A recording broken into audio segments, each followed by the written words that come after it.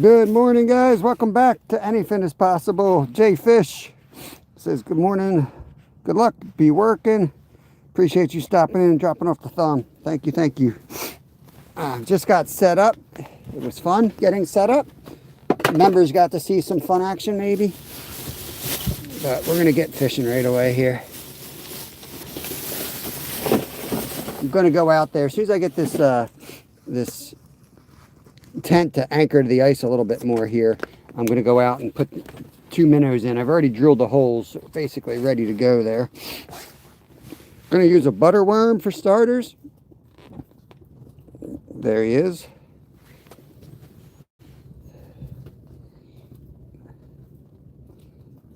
Drop it right in. See if we can get some luck right off the bat today.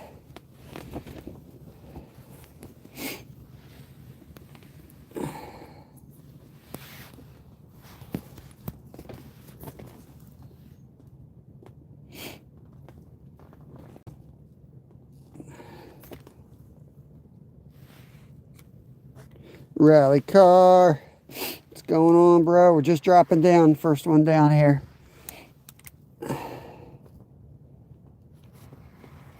Just getting down there. All right, we're down. We're down. I'm just gonna kind of chill out here a minute. I might get the heater on, but the problem with the heater is there's so much water on top of the ice. It's going to get nasty in here real quick. It's snowing outside. Good morning, Sean. Welcome in, buddy. So I'm trying not to do that, but I'm going to jig for a little bit here, and then I'm going to go set the other poles up. I figured I'd stay live for a minute, read chat for a minute, and then we'll go set up. Let's see if we can get something biting right off the bat. I like to kind of jig it pretty hard right away. Some action. And we're going to drop this thing down. I'm going to take a night crawler and break that up and put that in. Let's stick that while we do this. This is our last trip on the ice, guys. I can 100% guarantee you this is our last ice trip of the year. If you were watching on the member side, you know why. I'm done. Norman, what's up, brother? 3 feet of snow. Man, we got lucky, man. We only had like around a foot of snow, and it got warm yesterday. A lot of it kind of condensed. It's flurrying out there right now. We're in the tent. We got some flurries, but it's pretty darn nice out. And the wind's really bad though, so we got the tent set up mainly for the wind. Good morning, Frank. It's been a minute since I've been live. I got a lot done. We got a trip to Florida coming up, so I've been getting all that stuff ready. So I just threw some worms down there. We'll give this a minute or two, and then we're gonna go set up some tip-ups. I got 2 live shiners, actually black-nosed dace, I believe. Maybe the creek chubs. I haven't really looked at them that closely. Threw the minnow bucket in the creek. Finally able to start catching minnows again. Go up there, you guys had a complete blizzard. Glad you made it back safer. Ed, I saw you were going out to plow. It's following you a bit on your posts, or maybe you commented on mine, but make sure these just anchored in the anchors, anchored in the anchors. That's what you do. So I'm just going to be a little bit more relaxed today than normal. If we get bit, we get bit. If not, we not. I drilled 3 holes. I made a 4th with my body. My jacket. I forgot to get my jacket. Good Lord, I got my jacket over there blowing away. All right, let me put a bell on that and go get my damn jacket.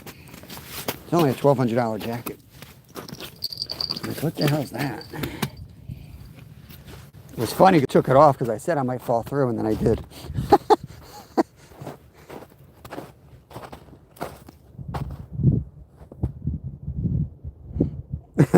What's going on, Gerald? Yeah, I went through that hole earlier today. I mean, that's why they say you're only allowed 10-inch holes. Luckily, only 1 foot went through. It was covered with snow, just like anywhere else. I walked and went right through. Thought I was going for another swim. But I made it out fine. Just might have to end the live a lot earlier than I wanted to because I'm soaked. But we'll see how long my boots stay warm. I should have brought the fishing rod. I want to get my Oh, there's another hole. Almost went in that one too. It's freaking people, man. They come out with these gas augers and they drill 100 holes.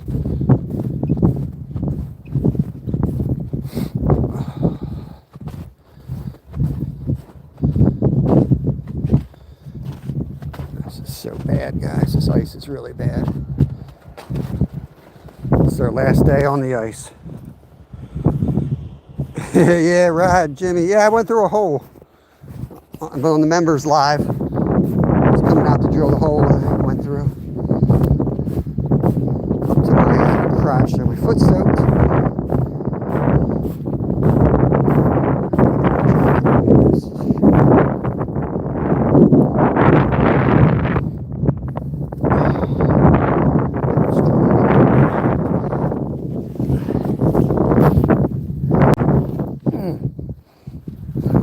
Walk on this ice over here. Guess I will. Shit. Shit, no I'm not. Look at that wide open water right here. Oh my God. Get out of here. Shit, I don't even have my gloves. Oh, shit. Now I'm screwed.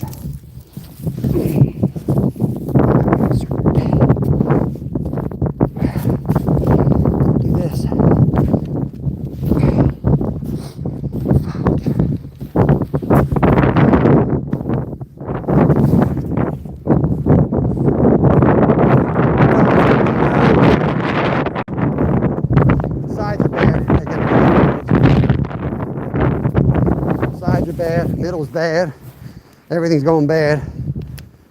I got a couple holes out there. I'm going to try to stay as safe as I can on those spots, and that's it. You guys get bored, I'm sure other people are fishing you can go check out, but we already went through once this year. I just put a leg through again today. I probably am going to go through again today, to be honest with you, the way this ice is looking. So it is what it is. Gonna go to where I feel is safe. I'm gonna sit my butt there. That's it.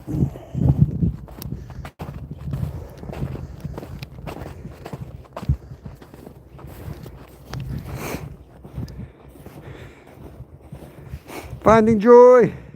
What's up? Morning, everybody. Hope you're all having a good day. I know it's been a minute since we were live. I got spots to fish the rest of the week, so we'll be back on our schedule up till we leave for Florida anyway on March 5th, I believe.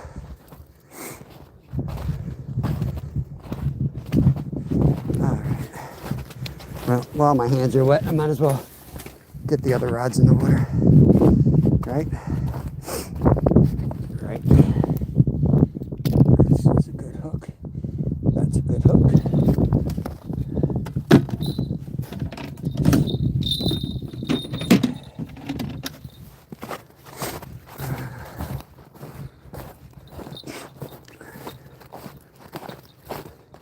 Trying to follow my footprints so I don't fall through the ice again. I'm going to be able to see this. Set it over here. We're going to put a shiner down on this one.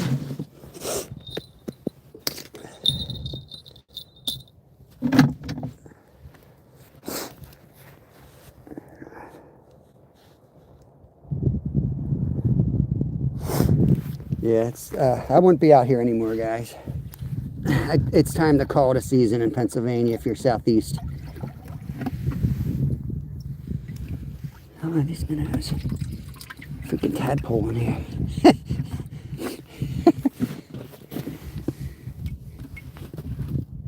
Here's one.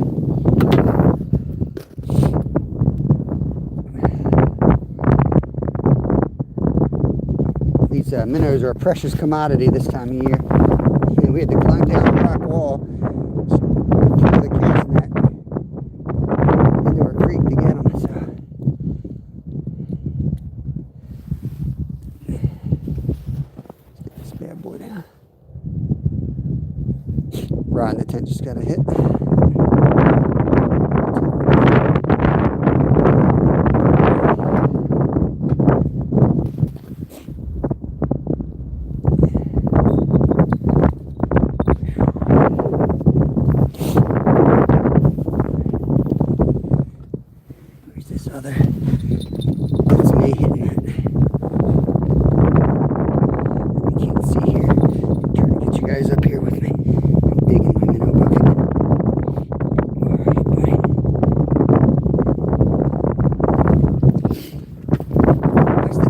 so easy to catch. I can't catch the minnow.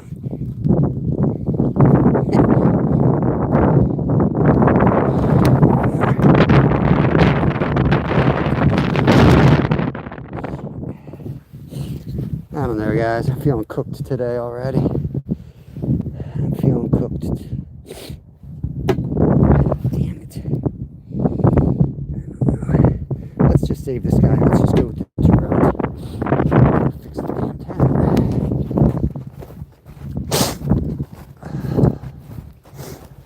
I'm done. I'm freaking done with it. I'm just done with it today already. Tent flipped. It's going to be a nightmare in there. All my crap's going to be everywhere.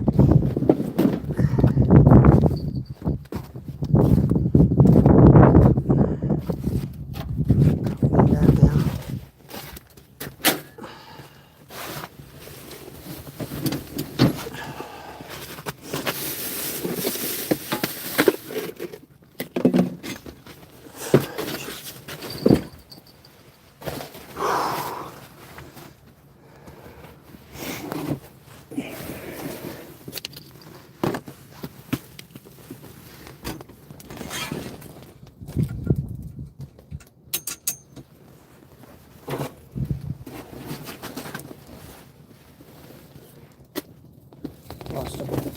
Lost a bolt. All right, I gotta get my gloves on. Hurting here. Hurting. And then we can fix the other post. I got one post that needs some fixing here. Lost the bolt shot out of it. But right now, I gotta get the hands warm first. Good morning, everybody. Hope you're all having a great day. Doe to dam. This is the end of the season for us. This is it. After this, you'll be seeing some river fishing.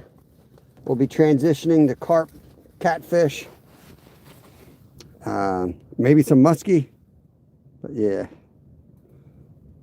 Yeah, I already went through today, Ted. I already went through today.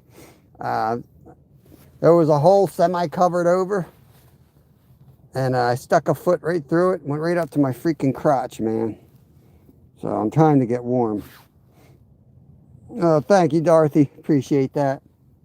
Here, virtual thumbs up on the heart. I don't want to take my glove off again. I know you understand. But you guys hit the heart and hit the like on that one. Yeah, Ted. Florida's coming soon for us. We'll hit the river a little bit. I'm not in good shape today. I don't know how long we'll last. We'll do my best. Trying to recover right now to see how it goes. Hurting a bit from the fall. Thank you, Real Fishy. Appreciate that. I just don't feel safe walking on the ice. It's so nasty out there. Just like Ted said, it's just not safe at all. In fact, I just, my coat blew over there, Ted. And I just stepped through over there too. It's just, there's no ice over there. The creek is completely thawed out that runs through this area. So, you know, we're just about done. We don't got, we don't really have much ice left anywhere. You know, it gets frustrating because it's so thick, but it's not good. It's just not good.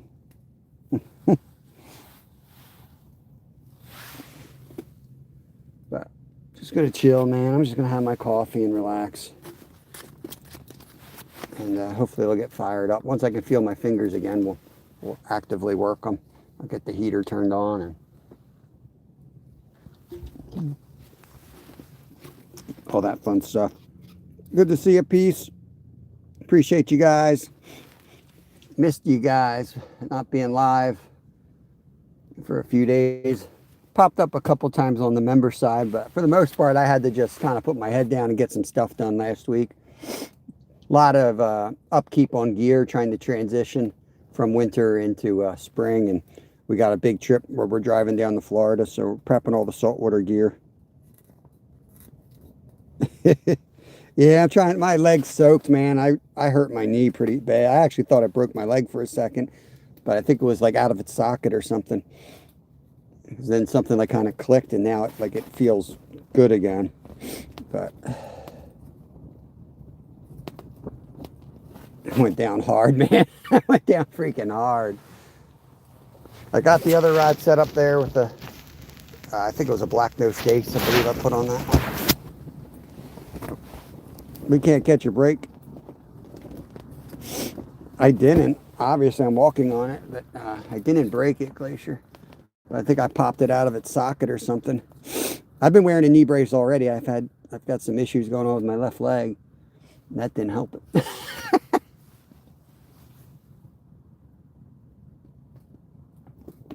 Yeah, I know, peace. I got excited. I thought I heard a walleye coming. Told you guys, that's the way I don't use fish finders. I just go down and look. It's bad, man. We've got open water on all three sides of us now. The dam's open, the creek's open coming in, and now what the hell are they called? All those, all those little lily pads. I can't remember. It's been so long since I've seen one. All those lily pads. That's all open water now in the corner. So the edges are not safe at all. You're going to need if you're thinking about coming out here tomorrow, you're going to need probably a piece of plywood just to get out onto the good ice. We're waders. And the 50 bridge is always open. That's right. All right, let's see if we got stripped. I can't really feel this rod with my gloves on, but I ain't taking them off yet. My hands are getting better, so it won't be too much longer. Ted, thank you for the flower there, Ted. It doesn't sound like good. No, it's not good ice at all, man. It's really not good ice.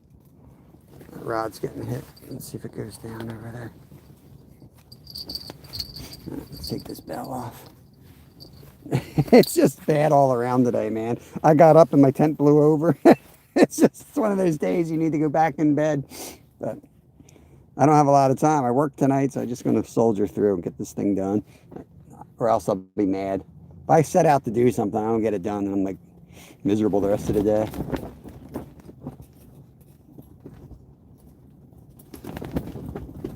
Nice, locked up drag. Yeah, I'm going to be on the river tomorrow. I don't know if I'll take the kayak out or not. I'm not crazy about kayaking when there's like icebergs, you know. I'm pretty confident on water, but I did get in a pretty bad strainer when I was a kid. Almost lost my life. Bent my kayak. It was a canoe actually, but I bent my canoe completely around the tree, and for a minute I was pinned between the kayak or the canoe and the tree. There was a hit. Appreciate you guys. Joe Cool. Oh, getting a hit here. I can't feel a damn thing with my gloves, though.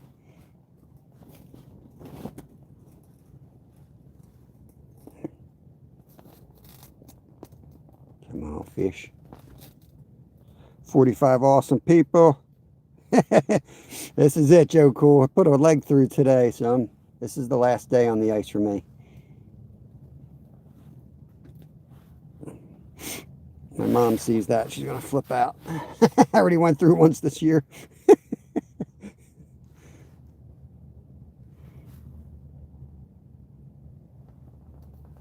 Let's dead stick here a minute. In the line, this is what I like to do when they're real finicky. I'll put my rod down. I'll just watch that line. I won't even look at the rod tip. Just watch that line. Let's see if we get the heater going.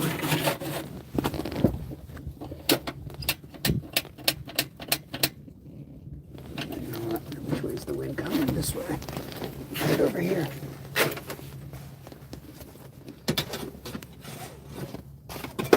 There we go.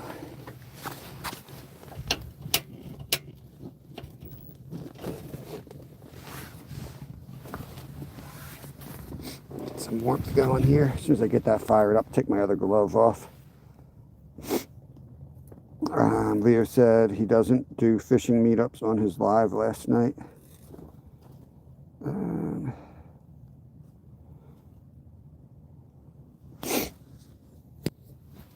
Yeah, no Leo then.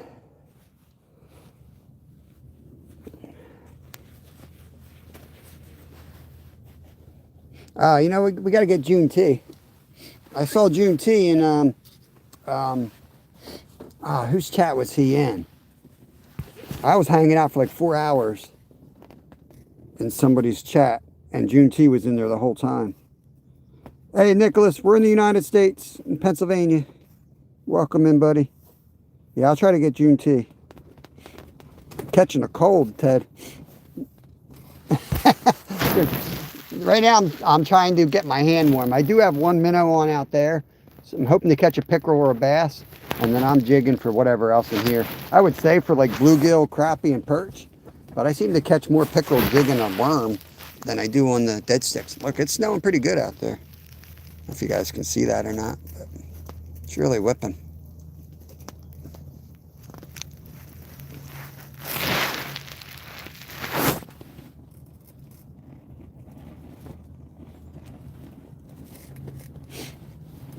Oh, it's Truckers. Trucker View. One of our newest members. I was in his chat. Man, that dude puts on a really good chat. Let me tell you what. He's really good. He's very attentive to the lives, to the chatters. And, you know, he was out there fishing. I don't think they got anything. But, you know, he's on the newer side to ice fishing and wasn't cocky or anything about it. Just a really nice chat. Does a good job. Snowed a couple inches here overnight. All right, prayers for you, Glacier. I hope you're able to get out of your house. Don't lock your boat up again. I remember that live when you had to dump water on your boat or something and the doors were frozen shut.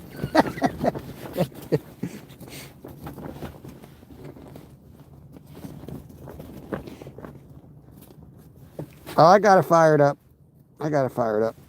It just takes time, you know. I could close it all up, but then I won't be able to get to that rod in time. And, you know, if I start catching here, then I'll close it all up and focus on this rod. But right now I'm playing the numbers game. It takes a while, man. When you get wet, it takes a while for you to warm back up. I got soaked, man. My hands were soaked. My foot's still soaked. I got drenched. I went in the water.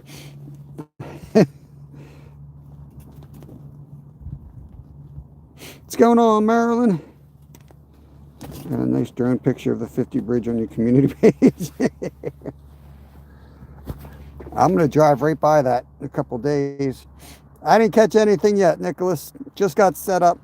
Still trying to get, I partially went through the ice earlier, so I'm trying to warm up from that.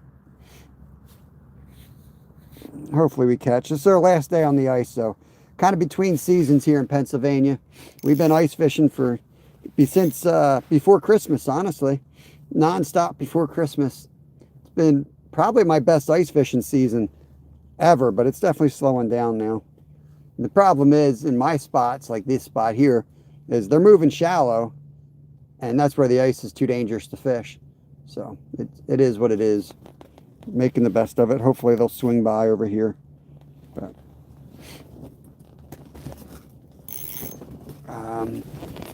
let's see if I have another rod holder. I'm going to go over and scoop that other hole out real quick. Am I all the way down? I'm all the way down here. Let's bring that up a bit. Bring this off the bottom. Where'd my bell go? Put the bell on it. So I usually take these things off once I know the ice is safe, but today the ice is definitely not safe, so I gotta take them with me. I'll show you the hole I fell through earlier, if anybody cares.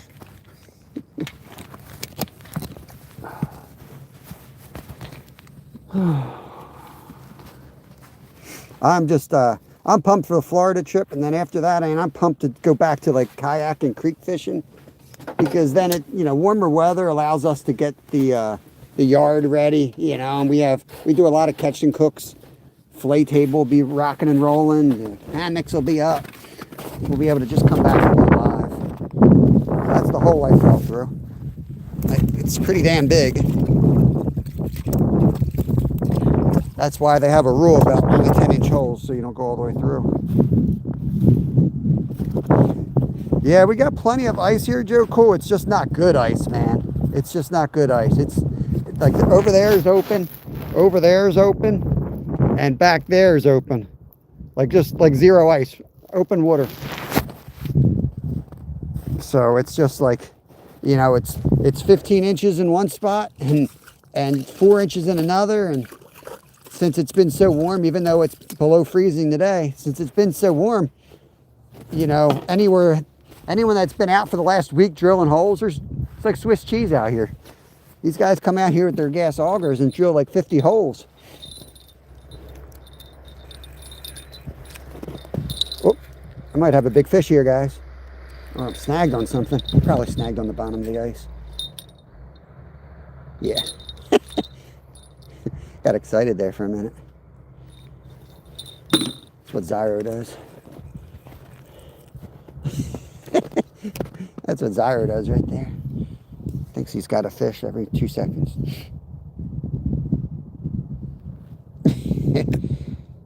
Nice, Joe. Cool. Cindy, good to see you. I enjoyed your shirt. See all those critters you got down there in South Africa. It's pretty wild. Hopefully I'll get there someday. I should really back that thing up. Let me see if I can find another rod holder. If I can find another rod holder. Dude, my leg is screwed up. I think I tore something. I did something to my leg. Jesus. Like I can't like bend my knee. I feel like there's a rubber band on my knee. At least it doesn't really hurt. I just can't move it right. Alright, I'll stop bitching.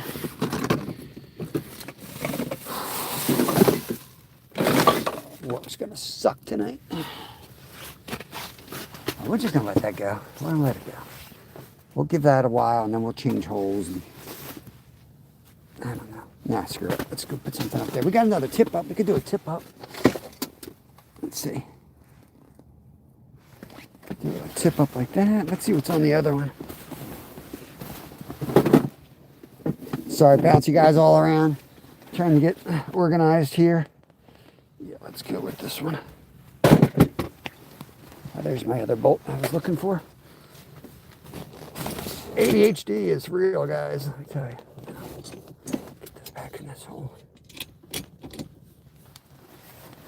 All right.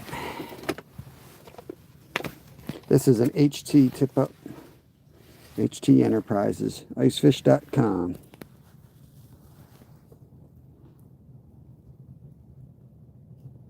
Yeah, probably. Weird question, but have you ever found an impossible fin? Yeah. Yeah, I got spooled by an impossible fin in 13 seconds out on the ocean in my kayak. I would love to have seen, I'm pretty sure it was a giant ray. I don't know. Who knows? Maybe it was a whale. I saw some dude catch a whale on Instagram or something last night. There was like fish blowing up and he was guided and the guy's like, cast there. And he casts there and just like the whole ocean opens up into a mouth. It's, you know, big old, I don't know what kind of whale it was. He didn't do it on purpose. That's what kind of made it funny. But then he did fight it for a while, which was stupid.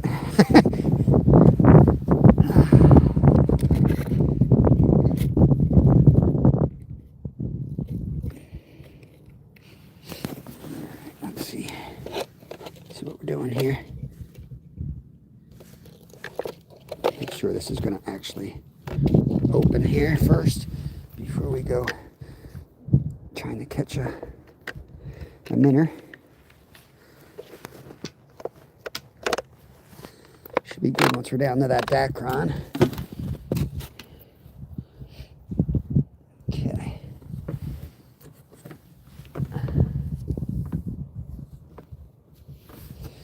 Alright, I see you, minnow.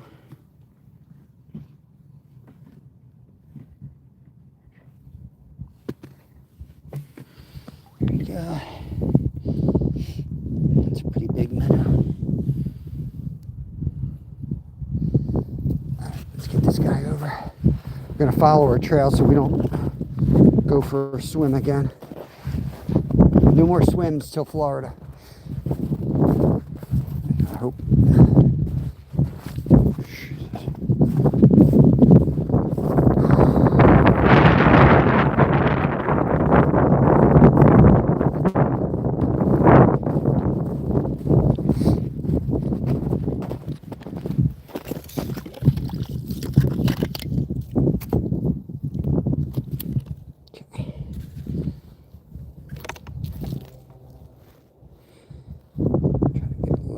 straight down here.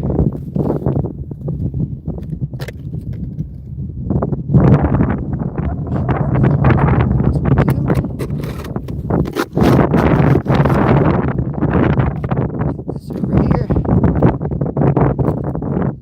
There we go. Should have this extended, helps us see it. The fish takes that, it'll spin, releasing that pole, and we'll see it fly out. That's the plan. Now we go back and jig and wait. We're done today. We're going to take the tent, clean everything out, pack it away, and that's going to be the end of the ice season. It's probably the longest one I've ever had in Pennsylvania in my 49 years. It was a good one. Pretty awesome not really having to travel too far. Oh yeah.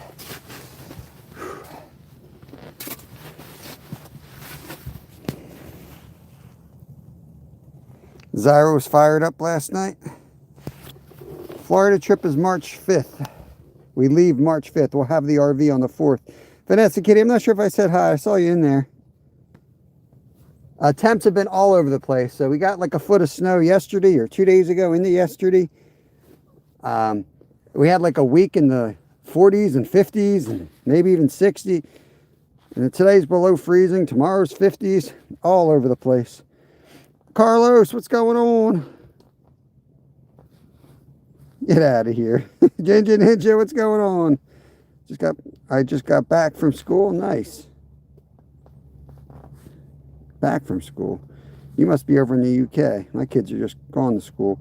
Glacier, just wait till you see what I have in store tonight. I took a page out of the Alaskan King Salmon Fisherman. Oh boy. Jason, what's up, buddy? Let's get back to jigging. We gotta track these fish in here.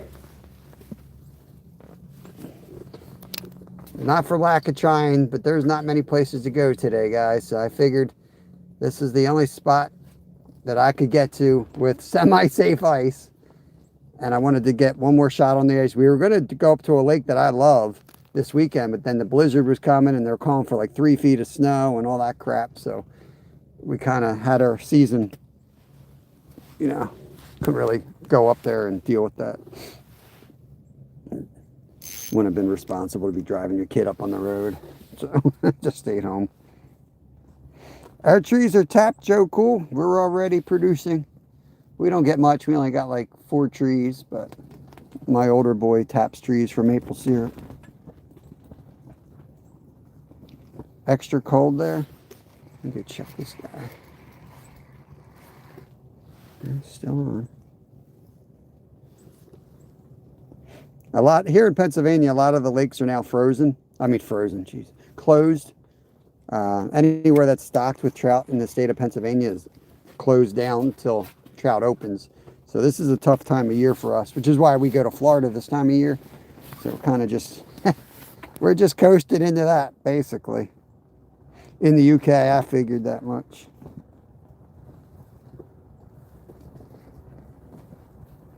Let's do some active jigging here.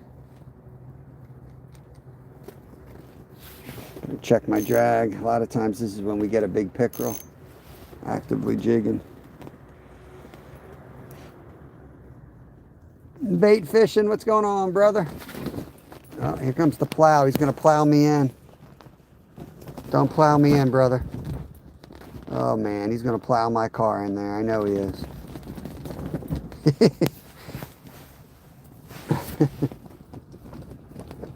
He's usually pretty good.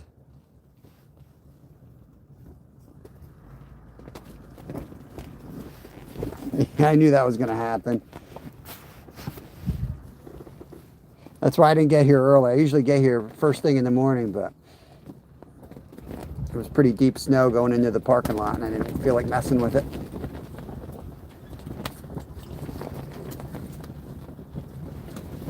Got a snow blowing out there.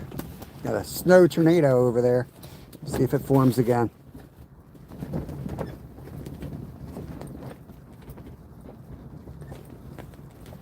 I got the heater on high, blowing right on my wet foot. Shannon, what's going on? Paul, cheers, brother. Awesome members right there, Travis and Paul. Appreciate you guys. Trying to avoid the skunk. We'll see. See what happens today. I gotta get one of those signs like they got with the fire hazards. Who is it? Smokey Bear? Smokey the Bear?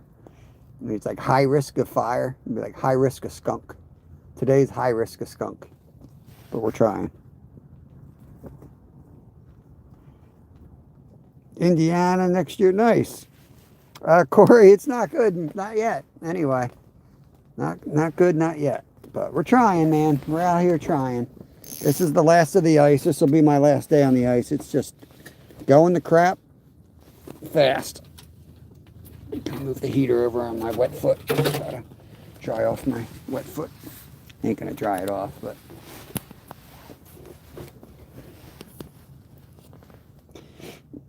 hey Kyle, welcome in. Maybe I'll come up a little bit higher.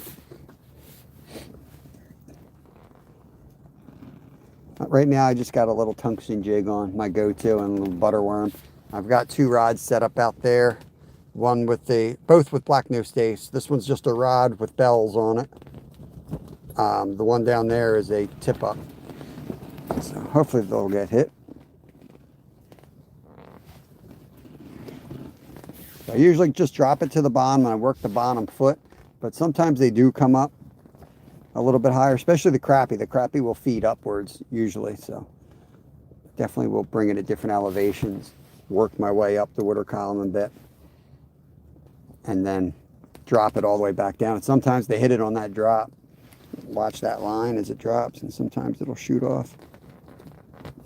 I'm putting out a ton of shorts from our season. I'm trying to get caught up, get all the ice content out. So you're going to see a bunch of shorts every night from our channel. 8 o'clock at night, I'll send one out at night so I don't bore you guys to death. And I'll try to pair up a bunch of catches at a time. They're already busting up the river here. Yeah, I'm going to be on the river the rest of the week. Our river's open now. Yeah. There's Jenny. Appreciated the live today. It was nice. If you guys don't have Tuesdays with Joy, you really need to have her. She was over there singing Rubber Ducky this morning. So my leg is smoking, guys.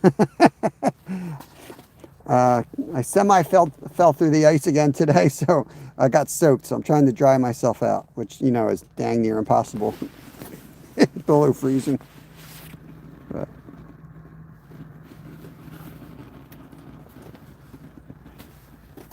trying anyway. Carp, catfish, muskie. I may spend some time out on the kayak trying to get a muskie, which is an almost guaranteed skunk of a day. But I figure if I go out there and I throw some muskie baits around, I don't know, would you guys be into that? You guys want to, or should I just do a members only live? I know some of my members would like to see that, but it's just going to be taking out, like, you know, one rod and a big old net and all the gear for muskie, and just, you know, trolling and casting some big plugs around. Flood release, they say. I think you're just chasing us off. Be careful, but yeah, you're probably right. People are so over the top cautious these days, and I don't know if it's what's making people afraid to go out and kids playing video games, or if it's because of all the video games. But, and you do have to be careful on the ice and things, but people are like, I try not to spend much time on social media, but man, people are afraid to do anything anymore. All they do is say, "Oh my gosh, you know how dangerous that is." You don't want to hang out with our family then. Yeah, Paul. I know where they are, man. It's just a matter of getting them to bite. I don't want to. I know some spillways, but that's kind of boring for me. I mean, I could stop by and do some spillway fishing. But I don't know. I guess I'll have to do it public, because I don't want to commit to getting back on a schedule again.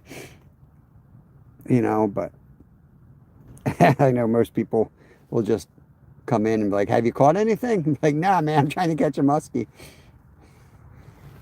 It won't be a very popular live, in other words.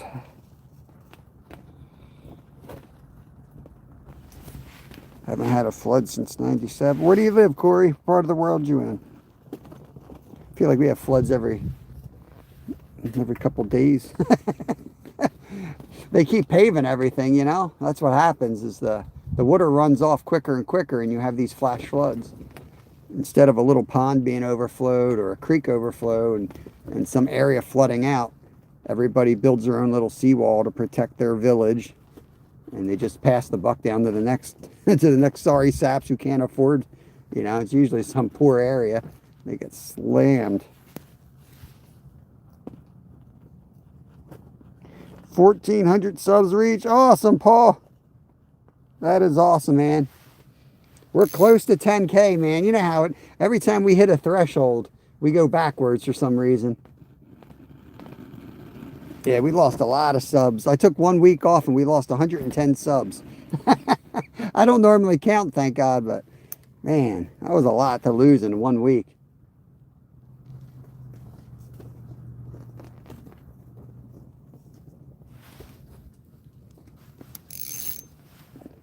I gotta get some more coffee in me here. Let's drop this thing back down and dead stick a little bit. I could put a worm on too. Right now I got butter worm on. We'll try different things. Where'd my coffee go? Creek Seeker, what's going on, brother? I mean, it's not like my feet are wet. Like, I mean, we're drenched. Maybe I'd be better off dumping my boot. Yeah, I better dump my boot. Let's just set this up out of the way. Let me show you, just so you don't think I'm being exaggerating this. I'm soaked here.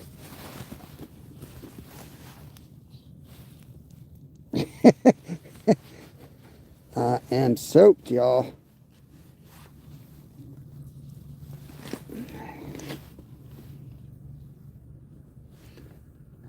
I'll tell you one thing though, guys. I mean, if you guys are in the hunt and chasing subs and stuff, you know, don't worry about it too much, because it doesn't, I'm telling you, it really doesn't matter. Like, it doesn't matter because, you know, we have the same crowd that we have in here, you know, from when I started, and we only had 1,000 subs, you know? So, you know, it's you gotta show up on every video you put out, every content you put out, every video you do, every live. You gotta show up and work, you know, and you have to do your thing. It doesn't matter that somebody hit the button 4 years ago. They ain't gonna watch if you just, you know, you don't bring out anything new. They're just not gonna keep watching. I think people think it's some magic number that you hit. You know, you hit 10K and all of a sudden it's like easy street. Nope. Doesn't mean anything. Yeah, I semi went through the ice earlier, so I'm trying to trying to dry out here. I don't know what to tell you.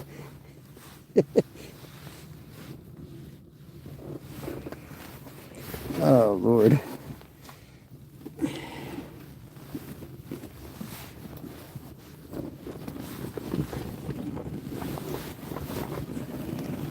Here. This would not be a great time to catch a fish.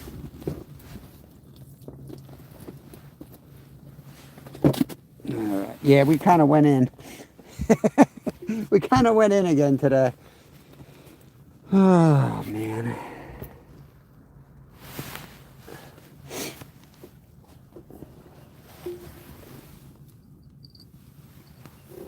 I don't know what's going to happen if a rod goes down right now out there. I have to run out there barefoot.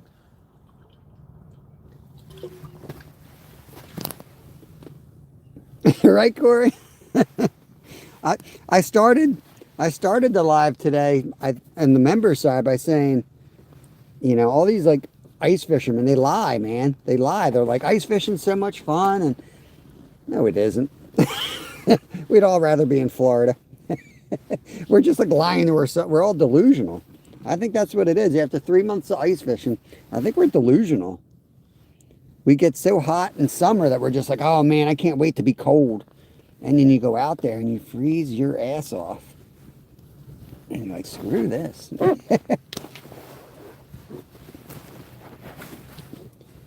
See if I can dry this out a bit. Yeah.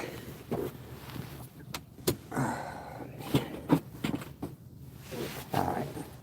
We get a hit out there. I'm going to have to stop and change.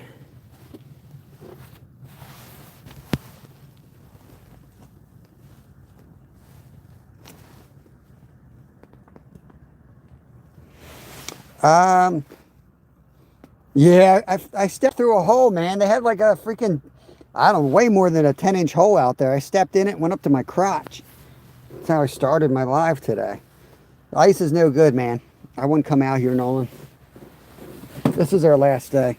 I really don't want to be out here for safety reasons, to be honest with you at this point. But I'm just going to sit here. I'm only going to monitor these 3 holes. And this is our last day. What's up, Tommy? Lord Alcatraz. I went through the ice, not counting today, I went through the ice one other time this year. And I guess the worst thing I ever lost going through the ice was back in the day in Alaska. I fell in a river and I lost my jacket. And I had about 200 miles to get to the next town, which was like 2 days away. So luckily I had a 40 below bag. So I was on a race.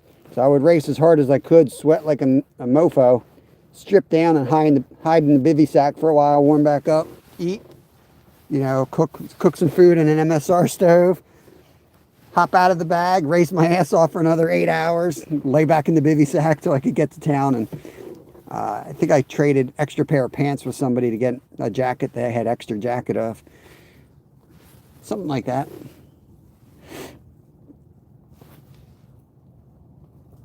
Toll Gase, what's up? I don't know if I'm saying that right. Janet Doughton, good to see you guys.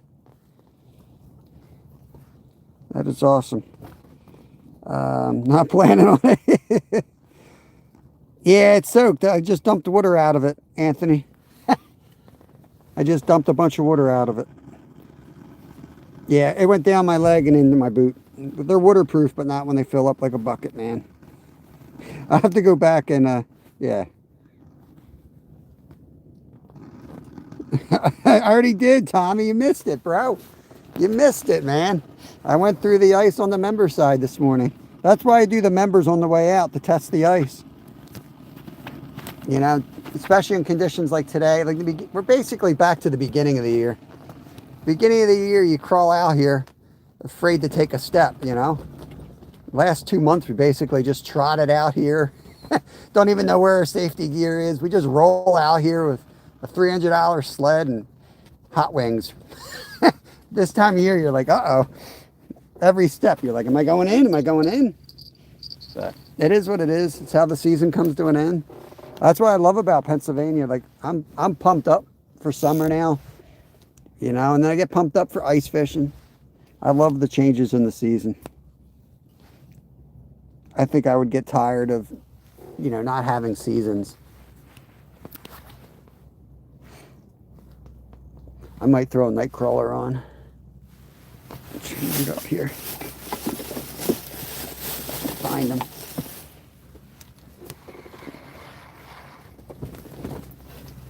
I'm going to hate to throw the butterworm down the hole, though. I think I'll throw them back in the box. These guys are so expensive. I'm going to reuse them, throw them back in here.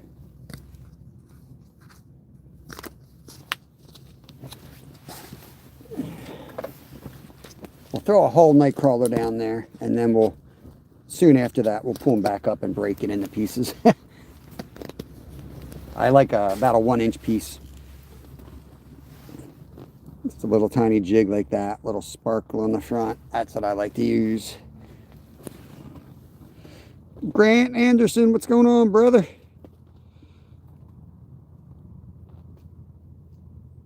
Jenny's awesome. Yeah, that's a great channel. She's like my therapist sometimes. I like to listen to her get my head straight sometimes. Um, Mo Wesley. Yeah, we kind of do that, man. We kind of do that too. It sounds bad, but sometimes it actually makes sense. Like if you got a rope on them or something. You know what I mean? Yeah. We joke about it all the time, but I've gone through and you know, I hate to say it, it's not that big of a deal, but it really isn't that big of a deal if you're prepared. But you don't want to do it because at some point something bad's gonna happen. You're gonna hit a head or something. You're gonna hit your head down. Something bad's gonna happen. Why I want to move? Well, I've got a place in Alaska. I used to live up there. I just want to go back home. That's all I want to do. We started that years ago. We didn't think we were going to have kids, and we were living up there, and then we had kids, and we didn't want to raise them up where we were. There was no people around, so no roads, no nothing. It wasn't a place to bring up a kid. And then we had another kid. But yeah, we want to get back up there. The Good Vibe Tribe. Yeah. I try to be positive. Try to stay positive, but we're also real. Everyone's got bad days, but yeah, we try to stay as positive as we can. What's going on, Randy Rhino? Probably 300 degrees out where Randy is.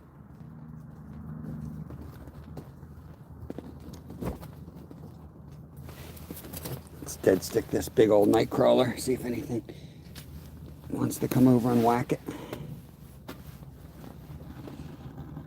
The ice was just a pain in the butt to get through. That's another sign that it's bad when you're drilling and it's not like cutting through. It was bad, guys. I was like drilling halfway down and then I was like pushing and it was like just pushing down. You know what I mean? Like it might look like it's 15 inches, but it's probably a foot of slush. It's really bad. It's not really ice. I don't know what it is, but it ain't really ice. Because you don't push an auger through the ice like I was doing. But it will semi-float, so I'm just going to be a little more careful than normal getting around out here. Hopefully we catch something.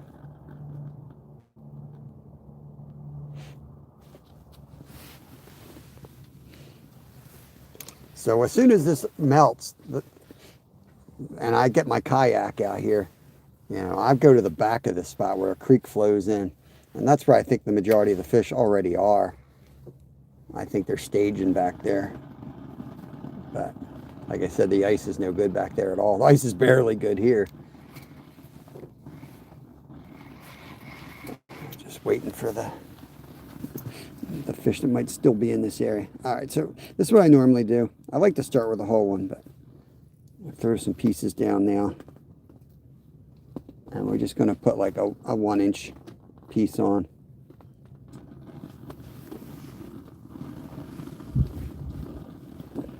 Just enough for like one bite.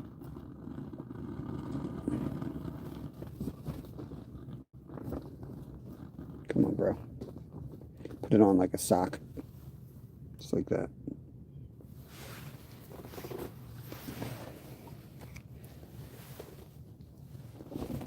Down we go. Yeah, I've broken up 2 now. Spunky! Spuds with the torch. What's going on, Ted? Yeah, I've already chummed up a couple worms now down there, so they've got some food. They'll come. We got enough food sitting there at this point. I ain't chumming too much with the amount of money these things cost these days. But yeah, they'll come in. It'll just take some time, but they will come in. You are right about that.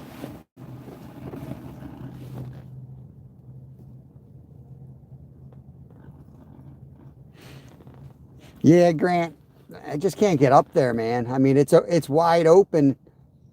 all the way up, but that's not where they hang. They hang just below that, where they're coming out of the deep water, and that's frozen. But it's like you'd be fishing right on the edge, and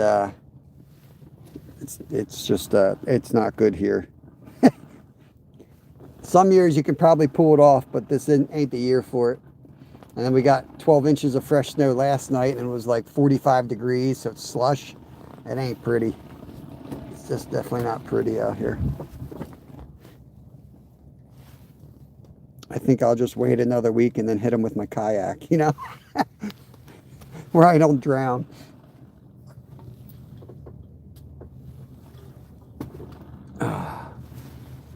Coffee's good. Yeah, I'll be in Florida. I just hope when I come back from Florida, everything's thawed out, that we can get right back to normal and get the kayaks rolling. And if I got to come back and dig out ice rods again, I'm going to be a little bummed. You know what I mean? My sunburn starts getting frostbite. I'm not going to be a happy camper. I don't mind frostbite and I don't mind sunburn, but when you have both, that's just not right. Still defrosting my leg here. Better get this down.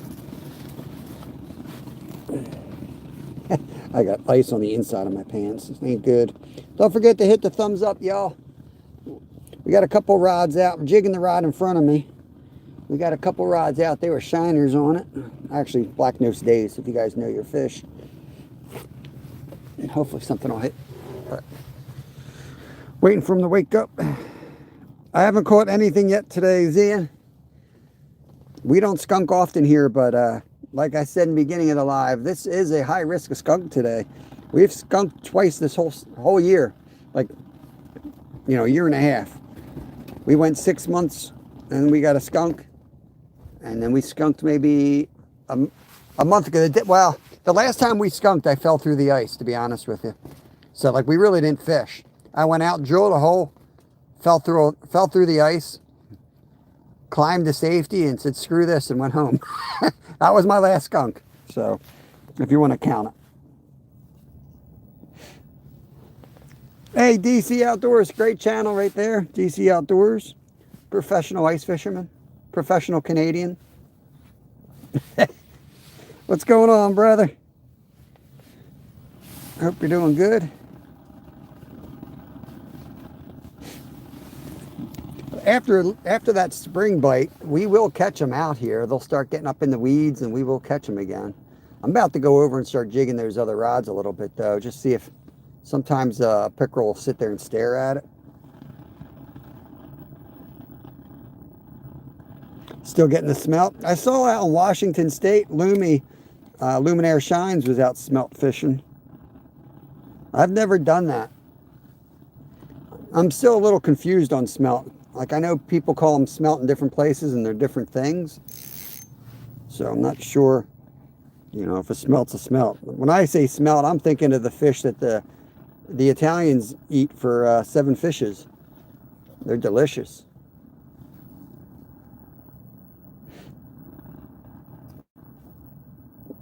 Marines and Army Mom.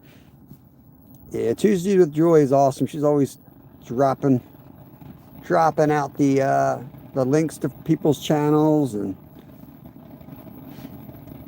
so my foot's kind of okay at the moment. It is definitely warming up in my boot a little bit. I think I'm gonna have to switch out the propane bottle soon anyway. So I think let's move around.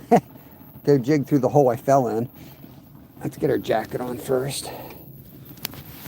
We'll go do some jigging here and maybe find the fish in another hole. And then I'll jig the other. It's going to be loud out there, though, guys, just so you know. I don't know if my phone got wet while we were out there or not. We'll see. Stripers are coming up. Man, I hope we have a spring run this year. I can't wait. When we get back from Florida, it's basically striper time, man.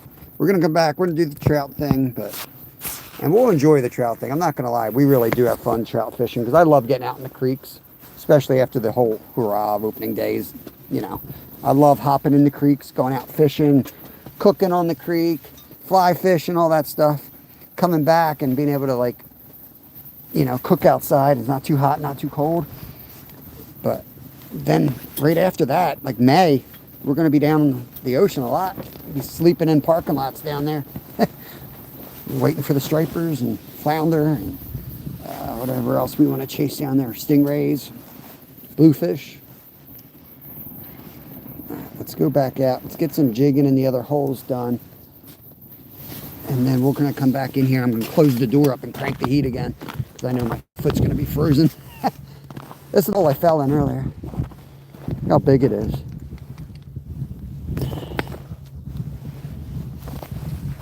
Oh, God. I guess I better scoop it. I need, oh, there it goes. He went through.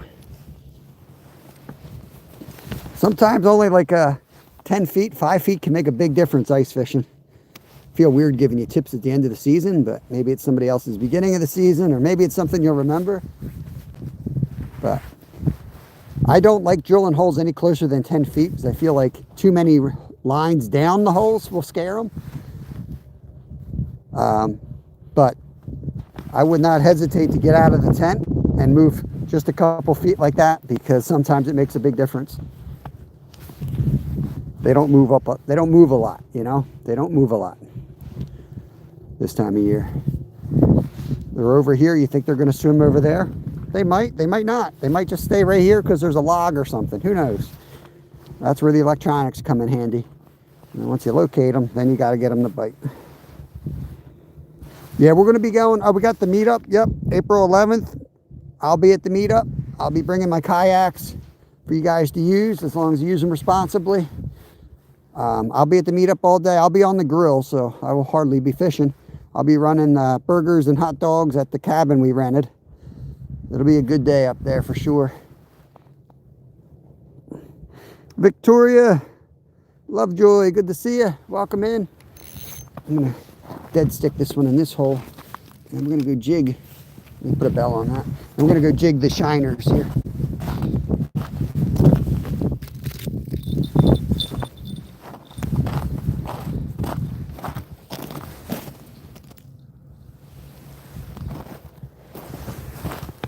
Gotta get these fish to wake up. United States, Bandy. United States, we're in Pennsylvania here. Last day on the ice for us. It's going to crap. It's going to crap real quick here, and the forecast is so warm. It's going to be. You're going to need waders on out here. So I'm going to call it a season after this. Especially because the river's open. And last year this time we were on the channel cats by now, so I'm eager to get on the channel cats. Flatties will still be asleep, but the channel cats will be out. I might be able to get a walleye out there. I still have yet to connect with, but I know they're in there. And I might get a muskie out of there. I've caught muskie, but not on that river, so. How many fish in the river? 3. There's 3 fish in that river. We're in southeast Pennsylvania. We're not in Minnesota. We're in Pennsylvania. You're surprised it's melting. You must not be from Pennsylvania. It's rare we even have ice. Yeah. Nice. Yeah, they had a great season. We're getting tapped here. We just had a tap, unless that was a lily pad, which it could have been. It's our best season through the ice.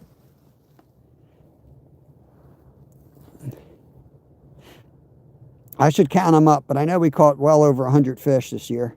Probably closer to 200. I know we had several weeks of 15 to 20 fish a day.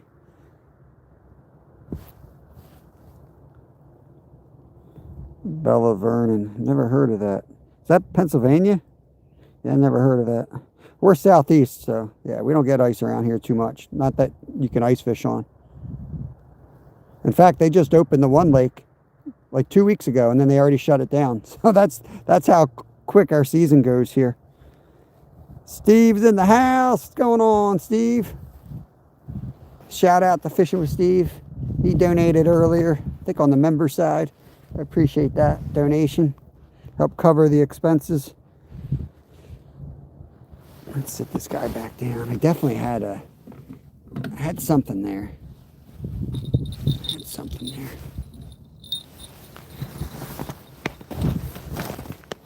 Steve was out here. He's seen a sleigh out here before. It just depends on the day. And sometimes you go out here 8 hours and catch nothing. Out by you're in Pittsburgh. Yeah, we're probably 5 hours from Pittsburgh. I know we're 340 miles from Pittsburgh. I know that because I've ridden my bike there. But yeah, it gets warm out here in the city. We're only an hour north of Philly. 45 minutes, something like that. You're not even legally allowed to fish in the city, to be honest with you. I don't know if a lot of people may not even realize that, but you're legally not allowed to fish in the limits of Philadelphia, the county of Philadelphia.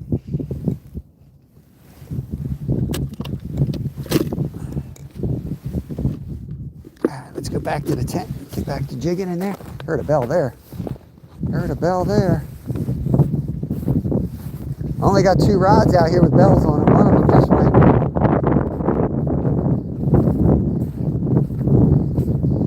I don't know which one it was.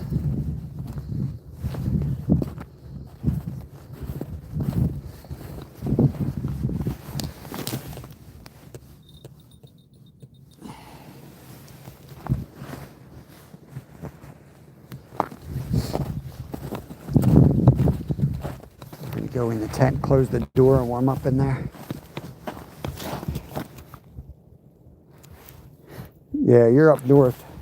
Skeeter, you're more of a straight shot. Believe me, I've ridden my bike to Point Park many, many times. I know the distance and the time. Used to race up there every spring. All right, let me get this door shut if we can. Bear with me, y'all. It's going to bounce you around while I get situated here.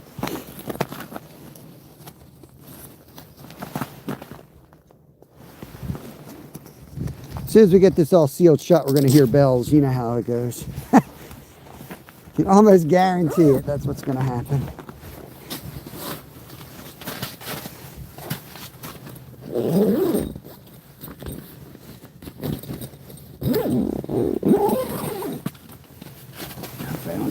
Phone down the hole. The way today's going, I might.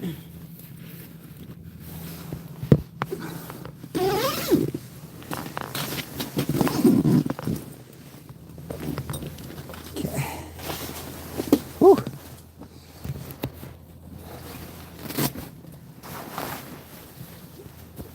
There's some light in. Bear with me, guys. I'm almost done. I just have to get a new can of propane on. You guys are just joining. I did step a foot in the water today, so I'm soaked. So I got to really keep this heater cranking or our day is over. My foot is kind of cold. I heard he went through today, Trev. I stepped in somebody else's ice hole. Went right down to my crotch, man. I'm soaked.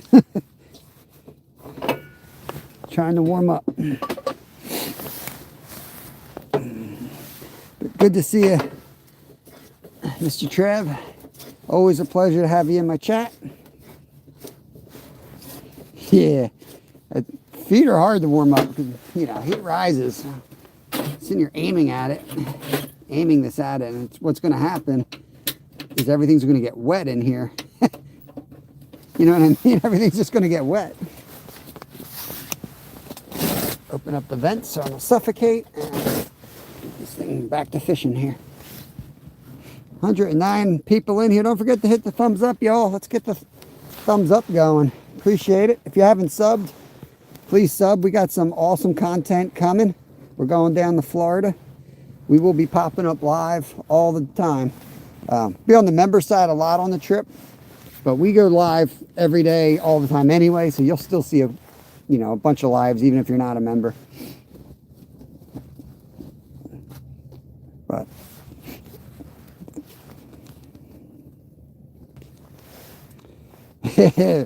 Not thick enough, Randy. It's just crap. It's so much water on top, and the ice is just not safe ice.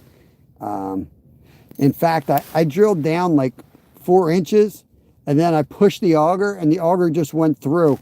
Yet there's probably 15 inches of ice. You know what I mean? It pushed through it. It's like slush. Really bad.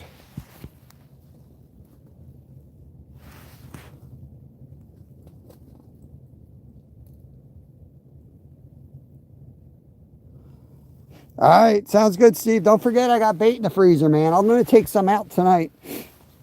If you want me to take any of your stuff out, let me know. I got stuff in there for both of us, so. You got your birthday gift in my freezer too. You got a whole white sucker in there with your name on it.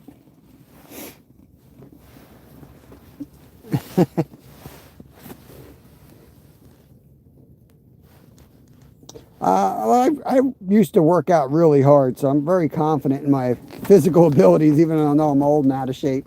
I know I can get myself out of a lot of jams.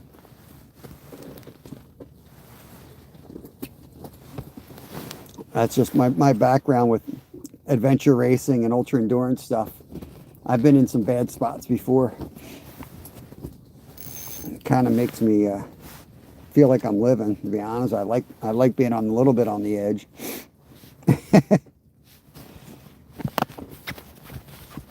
Usually it's no big deal, but on days like today, I got all my safety gear on, which I hate to say it, but I kind of get lackadaisical about it. Yo, what was that? I just got a torch. Tamara, thank you very much. Tamara just torched me. I'll be down there in 20 minutes, but hold. Yeah, I'm trying to save it.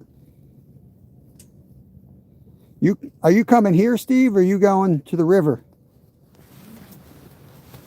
You better be careful if you're coming out here, man. I don't know if you were in here when I stepped through the ice.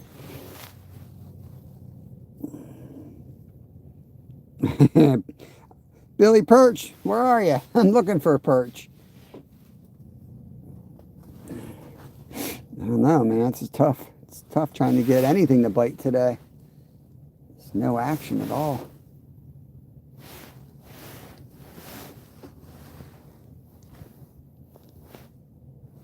Something will come though. And we'll definitely close all the windows and go darken a bit too. We'll try that. That was a bite. That was a bite. Let's see if we can get him. Love me some ice fishing in a warm tent. Oh yeah. To the river on the dock. Fine. Oh, nice. All right. That's what I figured. I was going to say, man, I stepped right through the ice. I was going to be surprised if you were coming out after that. No, hell no. Yeah, I'll probably be down there somewhere tomorrow. I'm not sure where I'm going to go yet. Might go down the trail. I got to get the sled out of the car today. And then I'll get the cart, the little green cart, fish wagon. Either that or I'll go up at the bridge. I don't know. There's one. There's one. That was definitely one.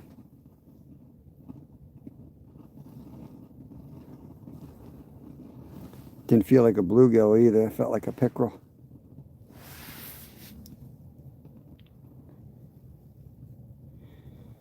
Kumo, what's going on? Welcome in, welcome in.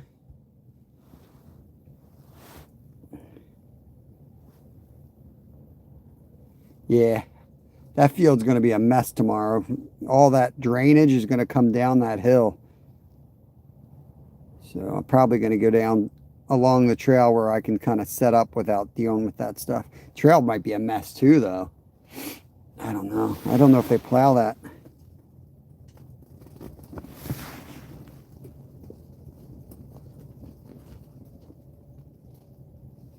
Yeah, my puffer fish catch and cook. Thank you for posting that, Jenny.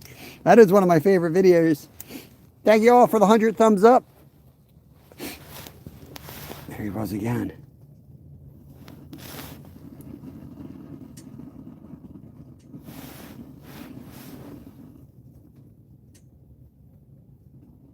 Man. Yeah, puffer fish. Growing up, my dad always called them chicken of the sea. And then I did a catch and cook, and everyone was like, "You can't eat them. You're gonna die." And I'm like, "Dude, I grew up eating them. What are you talking about?" Northern puffers are not poisonous. I believe southern are. So better make sure you know what you got there. But they are easiest fish to clean. In that video, I show you how to catch them, cook them, and clean them. Catch them, clean them, and cook them. It'd be the right order of that, I guess. Let's just dead stick this a minute. Let's see if he comes.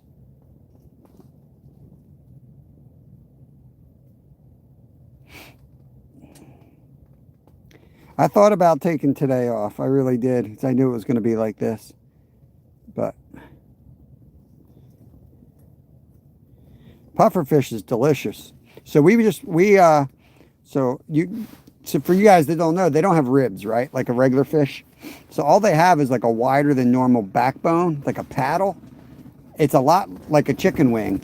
So you just pull the meat out. Hard to explain, you gotta watch the video, but basically you just cut behind the head, take a fork, stab it into the meat, and you pull it right, it pops right out of the skin, right? And then you got yourself the tail, which is connected to the backbone, and all the meat around it, just like a chicken wing. And then we just fry it like a chicken wing, and we put hot wing sauce on it, and you eat it right off the paddle, just like a chicken wing. It's awesome. It's really awesome. One of the most underrated fish in the ocean for sure. Yeah, my dad always called him chicken of the sea. He used to use a nail. He had like a technique where he'd have the nail coming out of the board and would just like, he could do them in seconds. Back then, you used to catch them at the Jersey Shore a lot. I think we caught one last year at the Jersey Shore. All right. So they definitely don't like the dead stick today. But I've had 2 hits while jerking it. That didn't sound right. Jigging it. That's the terminology I'm looking for. Appreciate everyone in here. We got 82 awesome people. Man, he's there. Just won't commit. When I pull up, I feel him there. I wonder if I should close all the shades.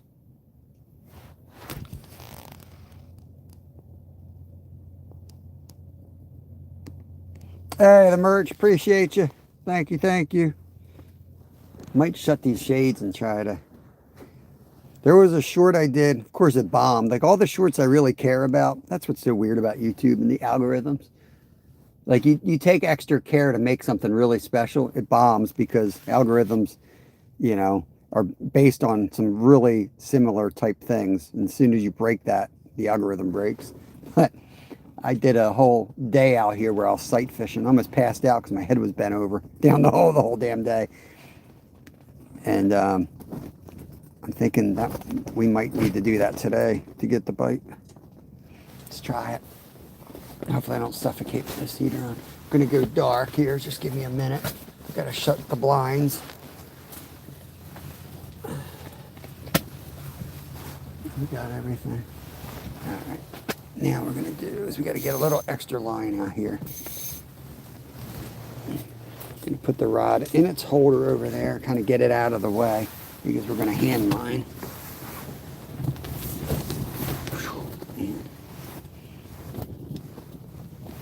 Ooh, I can't even see the bottom today. It's so murky. What we're gonna do is we're gonna put a butter worm on this because it's white. It'll be easier for us to see. So we'll drop this dude down the hole. Let's watch it. Let's see if he gets hit on the way down.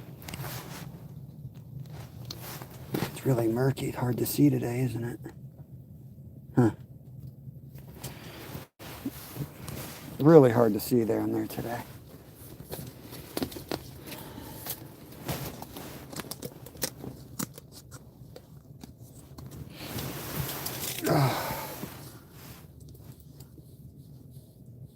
Gotta keep grinding.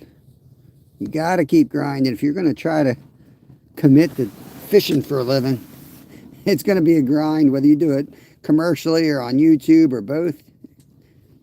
You ain't gonna make a lot of money. So you better grind. In my racing career, I was known for grit, so it suits my, thought I heard a bell. Hold on. Nope. No bell. All right, let's go back to this. You gotta be a grinder. Or maybe you just hit it lucky. Maybe you just get lucky and everyone loves you. I don't know. You see that?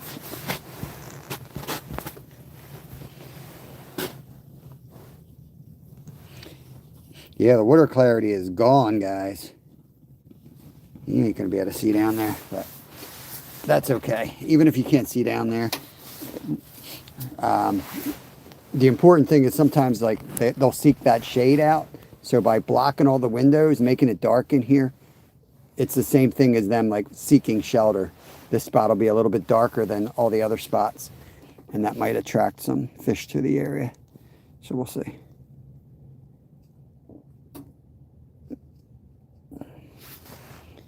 Yeah, for sure. Going out on the ice, buddy system, especially, you know, with kids and stuff, because you might not be able to get your friend out of the ice, but you can run and get help. But yeah, you gotta be careful on the ice, guys.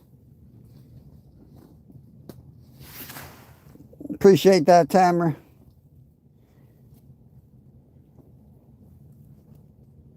Yeah, I've been fishing a long time. So I kind of take things for granted sometimes, but you see a lot of people who don't fish that much, or, you know, their first season on the ice. And if you're relatively new, you don't know what you don't know. That's the scariest thing in all of life, not knowing what you don't know, which means you think you know it all. And then there's just, you know, you could be walking and I'm sitting there holding my breath because I know what's about to happen and you don't know. So just think of that, especially if you're new to something. You don't know what you don't know.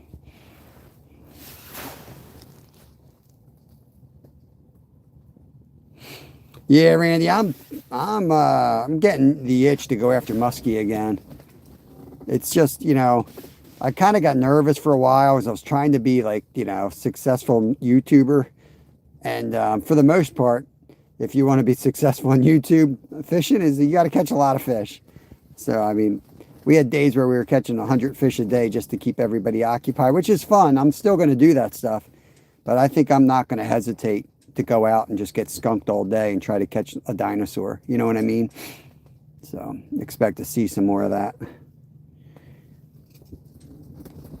Not every day, but like, you know, I go out and catch 100 fish. The next day I'm probably going to go after something and get skunked. because that would be a good day to do it, and then get skunked and go back and catch another 100 crappie or something. Half Rizzle, what's up?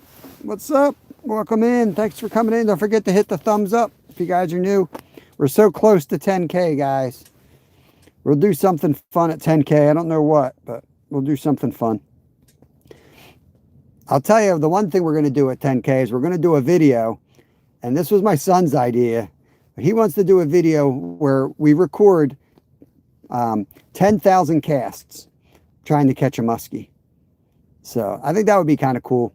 Every single cast recorded in a video. Of course, it'll be like, it won't be sitting there watching every single cast. It'll be like machine gun fire and at some points. But we'll make it a cool video, a cool like 20-minute video, hopefully with a muskie on it at some point. But that's what we're going to do. Julie, what's going on, Julie? Hope you're doing good. Hope the little one's doing good. Good to see you again. Yeah, right. Spend it all day, every day out there. Get one a week would be nice. Some people would appreciate it. Others would be like, dude, that's all he caught was one fish. You know what I mean? What you catching? Nothing right now, man. I'm not catching a thing. Trying to figure them out today. Trying to figure them out.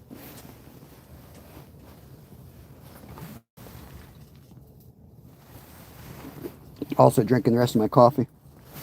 There's long silences. I got a couple rods out there with shiners on. So I should periodically be checking them as well. One's got a bell, which I'll hear. The other one is just a flag, so I do have to check that out occasionally.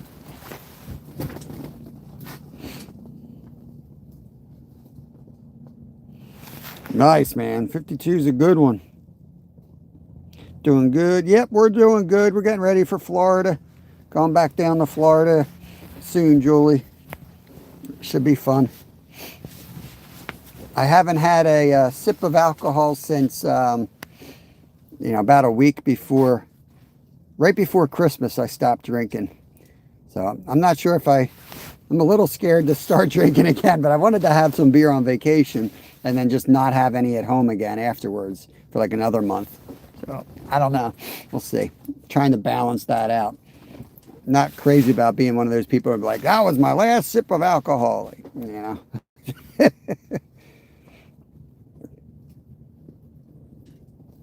Yeah, I can't wait. Can't wait for warmer weather. Right now, I stepped through someone else's ice hole out here today, so my boot is just soaked. So I've been a mess trying to warm it back up. Right now, it went dark. This is the insides of this thing. Can't see. Open up some windows in here. Let's get the stove going too while we're at it. Okay.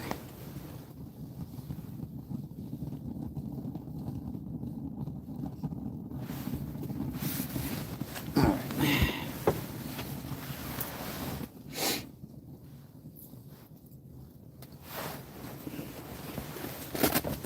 Let's open everything back up.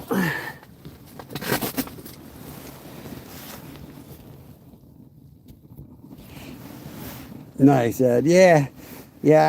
I'm really like, if I can't do it responsibly, like I'm just gonna stop it altogether. Like I got in the bad habit of having a sip of whiskey, a little more than a sip, obviously, every single night before I went to bed.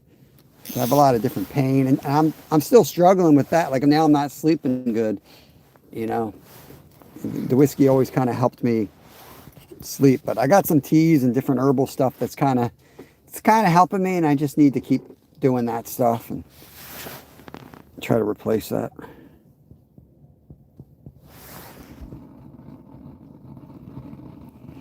I got our big muskie in Pennsylvania, 4 minutes from my house. In a little creek of all places, but yeah, huge monster hanging out of the confluence there. Took us 25 trips. I saw him. I was out on a bike ride and I saw him in the creek. A small one, wasn't even a big one. And then while we were fishing, we went back and we did 25 trips trying to catch this thing. My son was like, man, I saw a big one over there. And he knew right where it was. He pointed to the rock.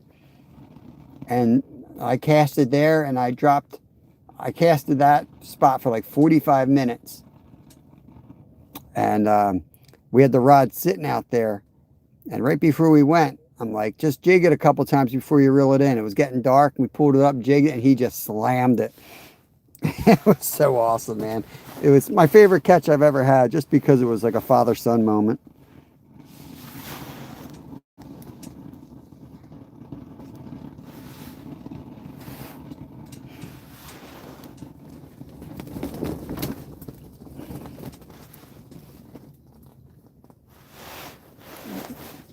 Yeah, I feel good when I wake up in the morning.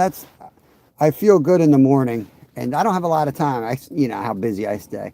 So I already did like an hour workout this morning. So when I wake up, I like to get my workout in. But man, I'd wake up before. I'm like, maybe after coffee, maybe after breakfast. But back when I was racing, like I would literally roll out of bed, drop right on the floor, and do my whole workout. Like I love doing it that way. It was like military training, just before you could like come up with an excuse why you weren't going to work out. It's like, nope, you're going to do it. You're going to get it over with right now. All that will pass. Yeah. Yeah, you just have to cleanse the body. I mean, my biggest thing was I just didn't, and I got to be around for the kids. That was the biggest thing. If I could do that without damaging organs, you know, I'd be drinking because I could control it. I wasn't like, it didn't bother me. I was probably more patient, to be honest with you.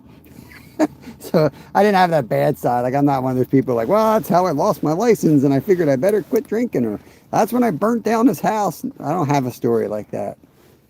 Just know it's not good for me. That's all. Drinking poison, right? I mean, let's call it. Let's say it is what it is. You're freaking drinking poison. And it irks me when people are like, "Oh, it's really good for you." It's like, really? Who's doing these studies?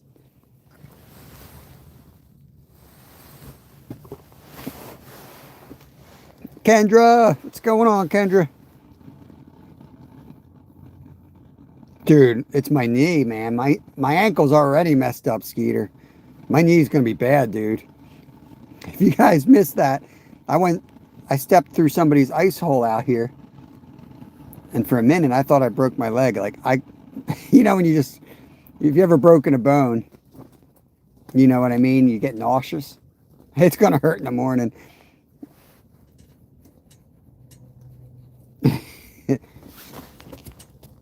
Fishing snagged me. What's going on? That's a great channel name right there. Good to see you. There's that little hit again. Yeah, so forgive me for not moving around the ice as much as I normally do. I already stepped through the ice. Twice, really. That time I got soaked. And then when I went to get my jacket, it flew over to the edge, and that's wide open. There's no ice over there at all. There was just a layer of snow. Luckily, I didn't put my weight on my foot, and it went right through into the water. Magnesium. I know that. I'll tell you the drink that helps me a lot, Jenny, is the ice water with lemon and turmeric and black pepper and a little bit of put a little bit of vinegar in it.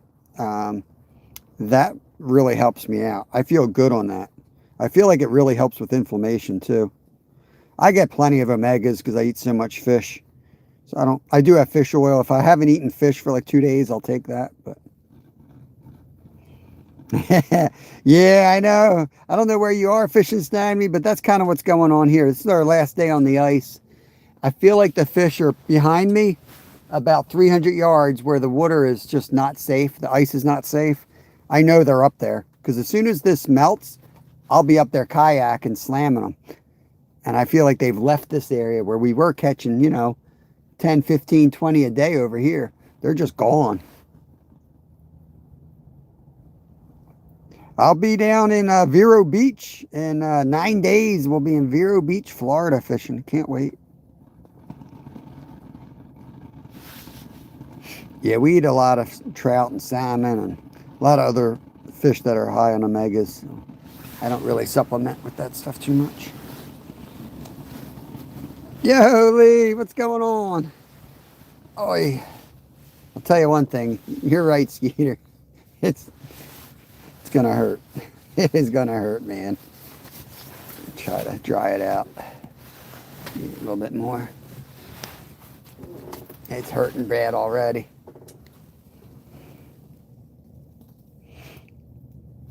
From South Andreas, Bahamas. That is awesome. Thank you, Zyra. I appreciate that, buddy. When you going live again so I can return the favor? Bro can never give a good fish count unless I have a donut. And then he's freaking all happy to come in. And have you used the dock runner? Not while ice fishing. I have used the dock run. Oh, dang, there he was again. Dude, how are they being that picky? Man. I had one at one point. I mean, this works great. It's just they're just not here in numbers and they're not real aggressive. That's all. I'm going to need a can of WD-40 for my leg after today. Is that Hot Contessa? Welcome, welcome. Kyle, good morning to you. Every once in a while, oh, there he was again. There he was again. Every once in a while, I'll pull up and he's there, like he's just licking it.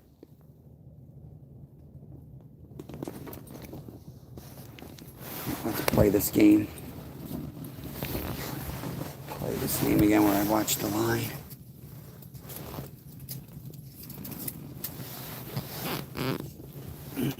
Damn it. I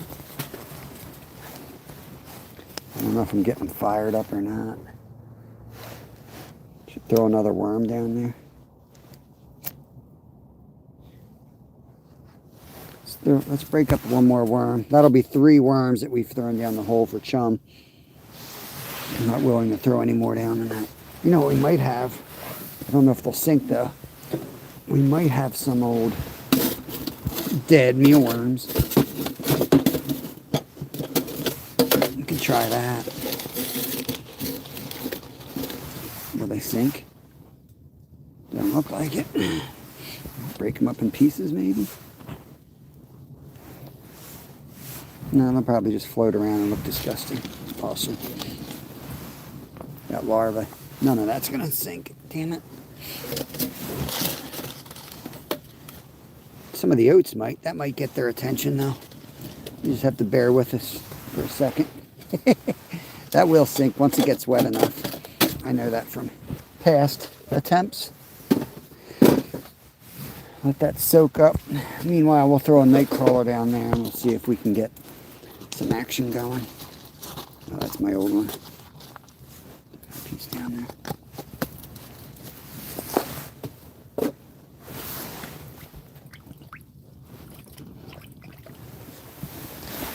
That should, see how it'll flake up like that, and the little flakes should go down there. Kind of do the same thing like fish scales, or that should grab their attention.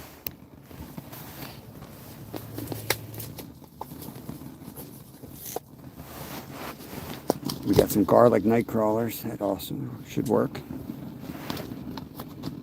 I want to save some of these for the river tomorrow too.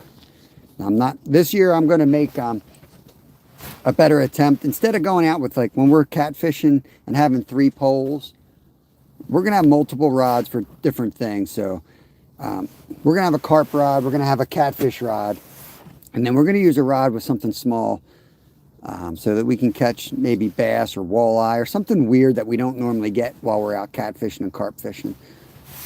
Because that's kind of what our channel is about anyway. Anything is possible. So I'm going to kind of take that to another level when we're out on the river. And I think if we do that every day, eventually we're going to catch something really cool. Well, you might not think it's really cool, but for the regulars it would. Like, you know how hard I've been working to catch a freaking walleye around here. I know like 2 people that have caught one here. So I'd like to be one of those.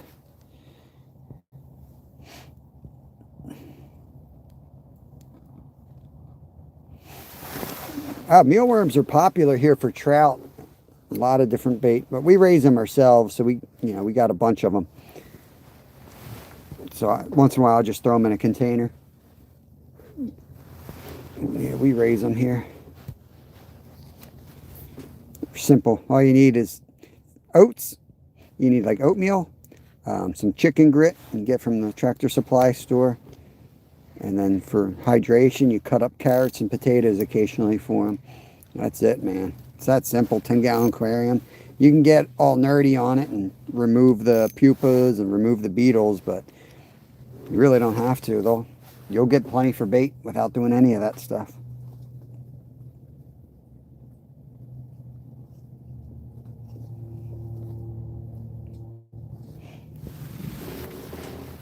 Yeah, same thing for you, Skeeter. You're set up. I would definitely have other bait out there.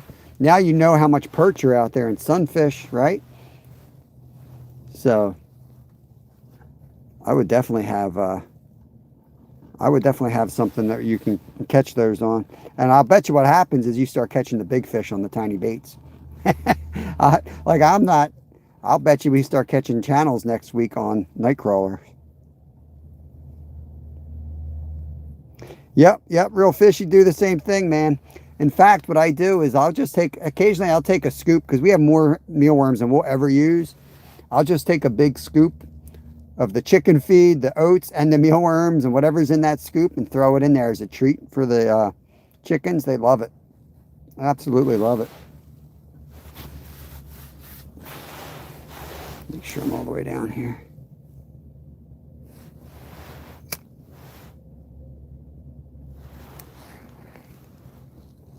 Almost due for another walkabout. Check all the rod holders. It's a tough one, Julie. It's a tough one. I've only had 2 skunks this whole year. And one of them really shouldn't count because I fell through the ice that day.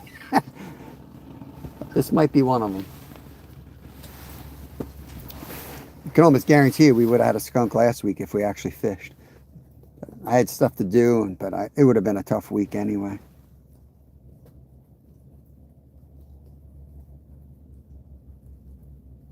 Yeah, I got so many rods, it's ridiculous. They're not all great ones. You can get so much okay equipment at garage sales and flea markets. I've got tons of stuff. The problem is a lot of them's got some type of a problem, and I can't remember what the problem is. You catch something big, and all of a sudden the handle falls off. You're like, oh, that's right. That's the handle that don't work.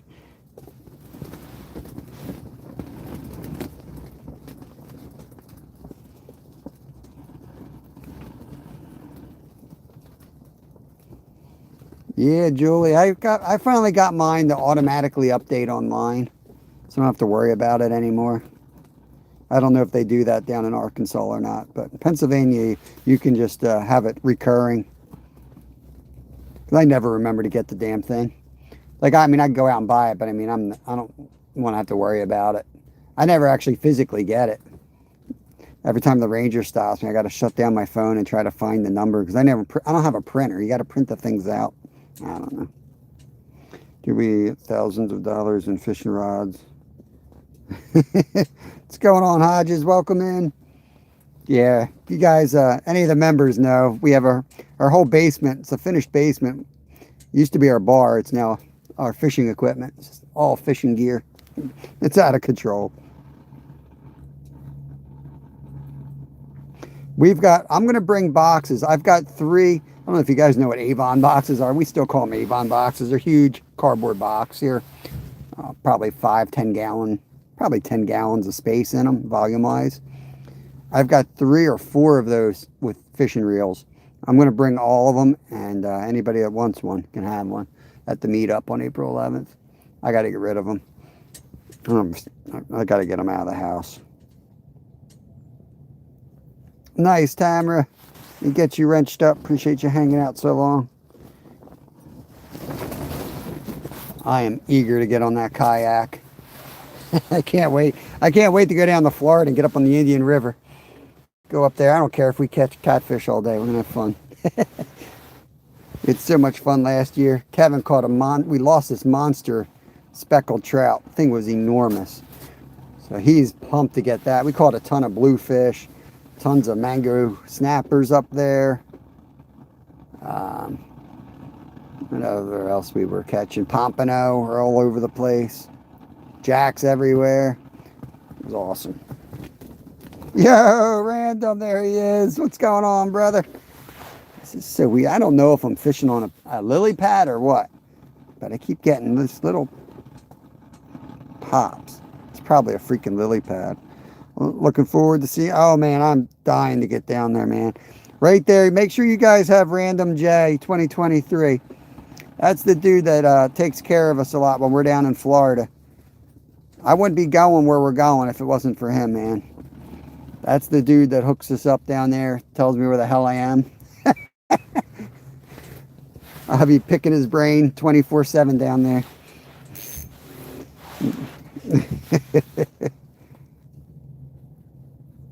We're in Pennsylvania, Mario. My dad has like 100 rods piece. Yeah. Yeah, there's a hole out here. I fell through a hole today. I got soaked again. I went through, actually messed my knee up pretty bad. I fell through the ice earlier today. I'm so done, man. I am so done. I'm ready for Florida. I am done, man. I'm just so done with Pennsylvania right now. That was like the icing on the cake today. Stepping through the damn ice, I'm like, all right, I'm done. I wasn't really gonna go live today because I'm like, you know what? It's the last day to get on the ice. It's crap. They're not gonna bite. I'm like, I planned on going out one more time this weekend, and then we had that blizzard. So I'm like, oh man. But we got the snow cleared. I was able to get the car into this spot, and I'm like, you know what? We'll just go in here. We'll try. We've had some awesome days this winter, but I know it's not a great late winter spot. Yeah, I got a flathead hole for sure. Just no flathead in here. yeah. I have to make sure of that. I had to dump the water out of the damn boot. Sucks.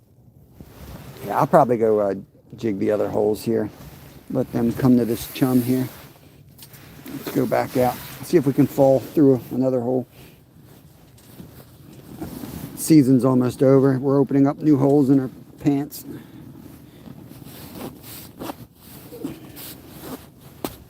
All right. Turn this off. I gotta stretch my back out anyway.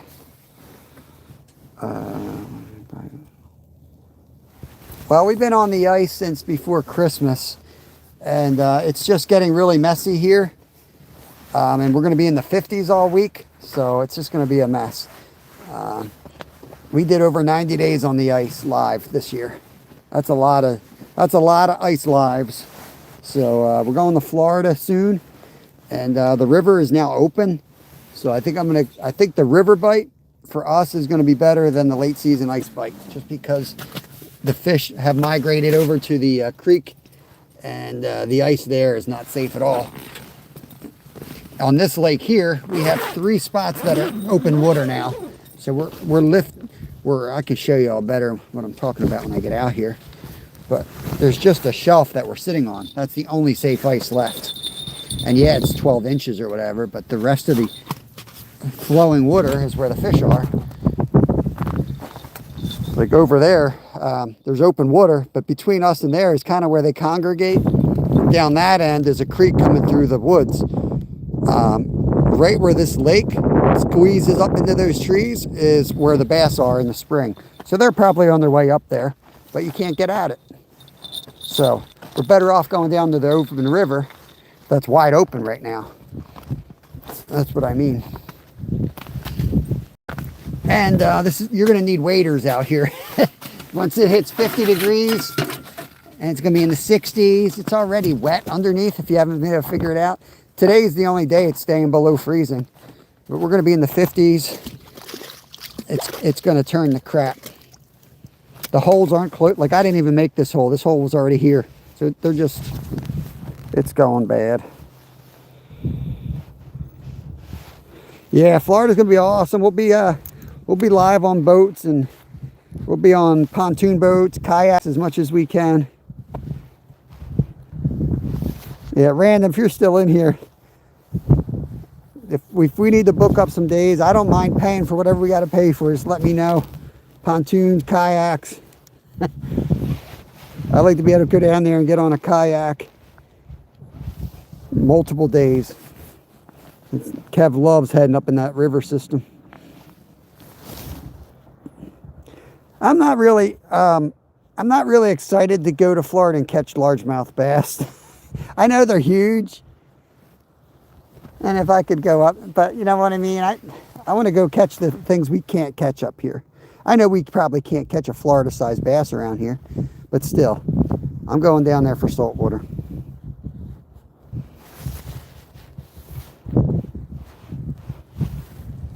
I got a better chance of catching an alligator than a 10-pound bass down there anyway. Peacock, I think, is going to be a little south of Vero. I don't know if they're really in that exact area, especially after this cold front. They might be dead. I don't know. What's the best taste on bass? Best. Yeah, just going to jig a couple holes here. Let me tell you, it's cold out here. I'm soaked. My butt's soaked too.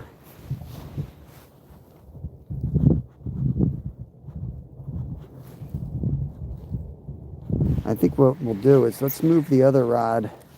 Let's switch these around. Let's pull this one up.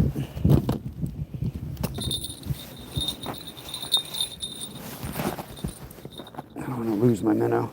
There we go. It's got a block of ice on him. Another baby gator, yeah. Hey, Mrs. Skeeter, what's going on? But yeah, I definitely want to be able to get the kayaks down there. So and I got to get with you. I just want to make sure I don't mind renting them, whatever I got to do. I want to be able to hop in those kayaks. If it's too windy, we'll just stay on the pier. We love that pier too. And I saw a spot north of us that looked like they're flats. I kind of want to go up there and spend the day up there too. Look like it's going to be like crystal clear water. I don't know. Maybe it's a bad idea, but I'm going to go up there and waste the day.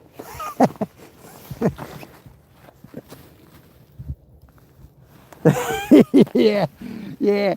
Boat, and I deleted that immediately. I had perfect GoPro footage of that happening too. And I immediately deleted it because I was like, oh man, it wasn't on purpose. I didn't want to get in trouble for it. So I immediately deleted it. And then I immediately was like, damn, I shouldn't have deleted that. That was hilarious. He's like, yeah, watch, they're quick.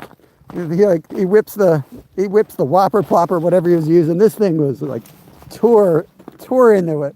He flying at it. That was awesome.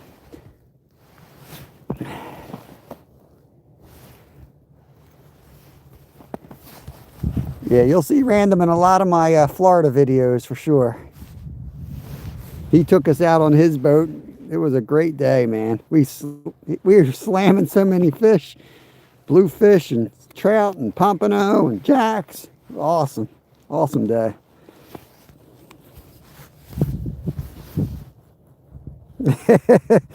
William, it's going, man. It's going. Let me get you wrenched up. Appreciate you coming in here.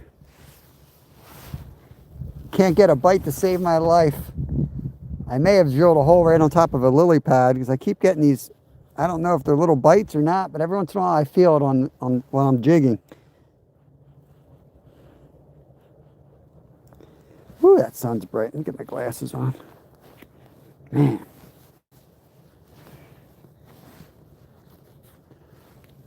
We got minnows. I got a little worm on this guy here. This body of water here is only about 15 feet at the deepest. Most of it's 6 to 8 feet, so we're just about a foot off the bottom here. Altoona is probably 3 hours, 3.5 hours.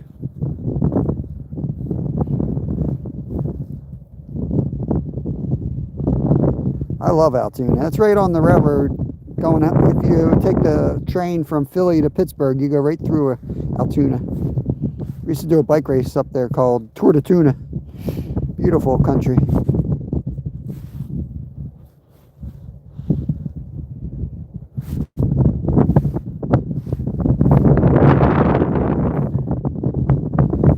Dead stick this one. Let's dead stick this one a minute. Let's go check this tip up over here. I'm taking the route that I came out on. Oh, yeah, Random. If you go up there, man, you want to do something together, that's nothing for me to drive out there, man. I don't mind driving at all. Like 3 hours in my own state's nothing. I already know which rest stop I'm hitting. So, yeah, I'll come up there, you come here, whatever, man.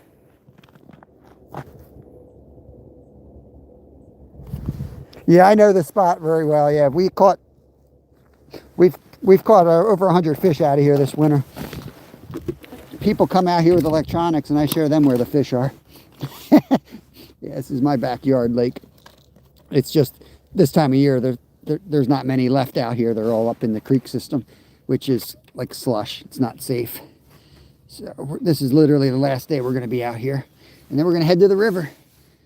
I got all the rods kind of geared up for catfish now. So we're going to start switching over and going for carp and cats. Going to leave these little fish alone and go after some monsters. Get the kayak in soon and go after muskie.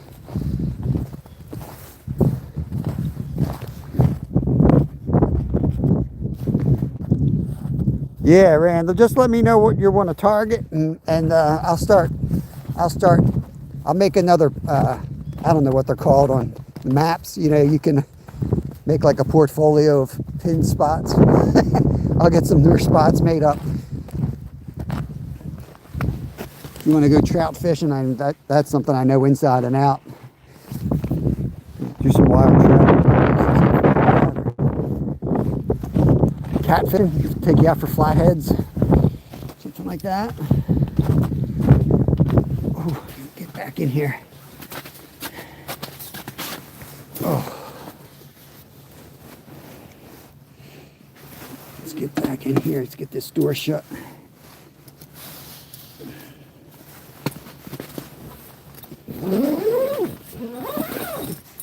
Oh yeah, the heat up. Oh man, I'm cold. I knew this was going to happen. You can't get wet in this kind of weather and expect to stay warm.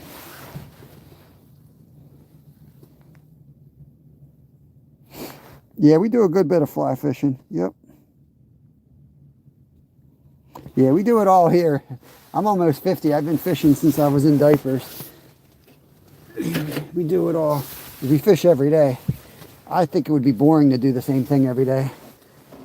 So fishing's kind of like my way of getting outside.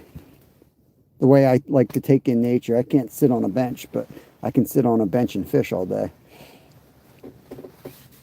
Yeah. I got catching cooks on sharks, Tamara. Yeah, we've definitely, we're going to be hopefully harvesting a black tip on our trip to Florida. That's one thing I haven't eaten that I want to eat. But yeah, we've got some catching cooks out there on sharks. Ronyo! Ronyo! Dog tag's looking for you. Alright, we'll see if he's here. That's your call. He might have fallen asleep. I might have put him to sleep by now if he's still hanging out here. What's going on, Adam? Fighting against a skunk here, man. Fighting against a skunk. There he is. He probably had to get off his chair. Sure, that makes sense. Coming to an end. Yeah. See if I missed anything. I know I missed a lot.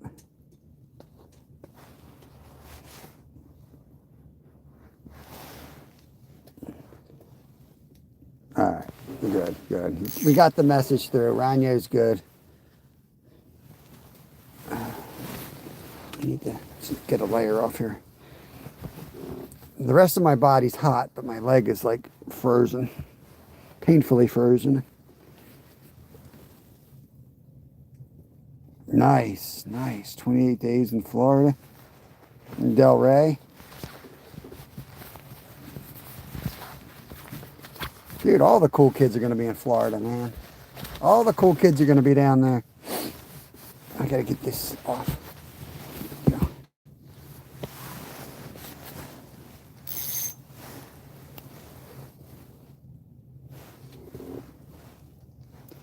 Let's get back in the routine here.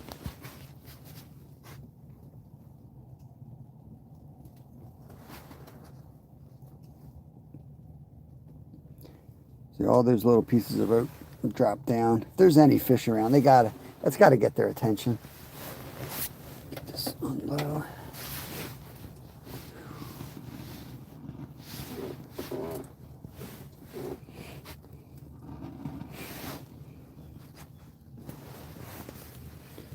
Almost done my coffee here. I am done my coffee. Where's my snack? Where's my snack? I need a snack. Trying to eat every couple hours. Getting my ass back in shape. If I don't eat every couple hours, I end up going home eating way too much food. Oh yeah. Look at this mess. Look at this mess. I organized it and then we flipped the thing over today, so oh well for that. There we go.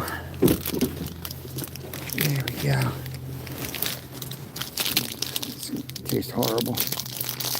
Gluten-free. What is that, an Oreo cookie? Protein bar?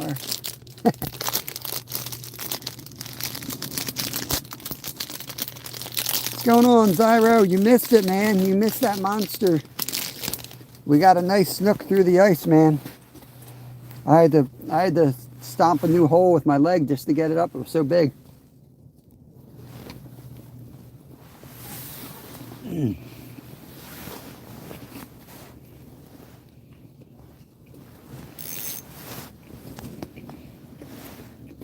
It's a big fat skunk so far, Adam. I think that's Adam asking there. It's hard to see with the white background. We're trying, though.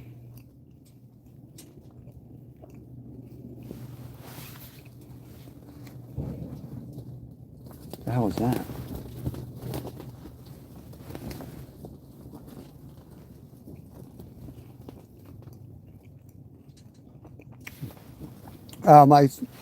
My oldest boy has celiac disease, so we don't really bring in too much gluten stuff into the house, just so that we don't cross-contaminate where he grabs the wrong things. He's only 12. Yeah, he gets messed up real bad. He ate stuff one time and his skin turned purple. We went to the ER, and it caused this reaction in his body that his cells thought he was sick, so it started fighting, and he was like turning black and blue. It was horrible.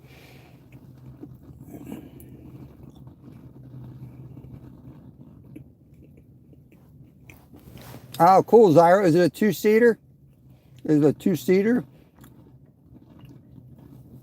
You wanna sit in the back while I row?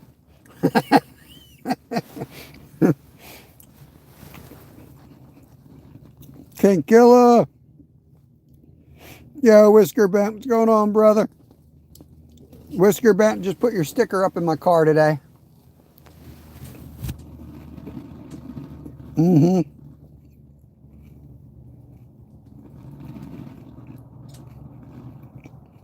Overdosing gluten.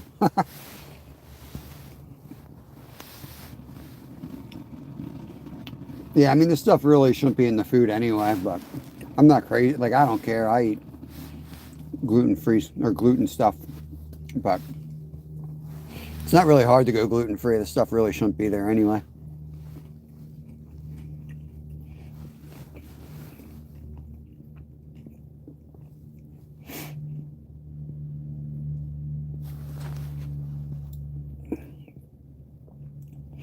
Any favorite streamers to throw in? I bounce bottoms, man. So, like, I'm a big Ned rig guy. So, if I'm doing anything like that, I've got some hand tides that I got from Crappy Man Jigs that basically is like a Ned rig but hair. That's what I like to throw for him if I'm going to be on a fly rod. Either that or I'm doing a regular streamer that would imitate, I don't know, any fish. I don't get into it like where I know all the names of the stuff. I usually just know what I'm trying to imitate, and I'll get something from one of my friends who tie that looks similar to that.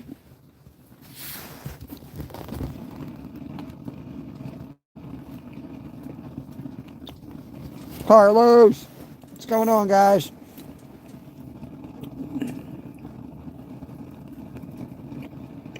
All right, Tamara. Good luck out there. Hope you have better luck than me. It kind of sucks today.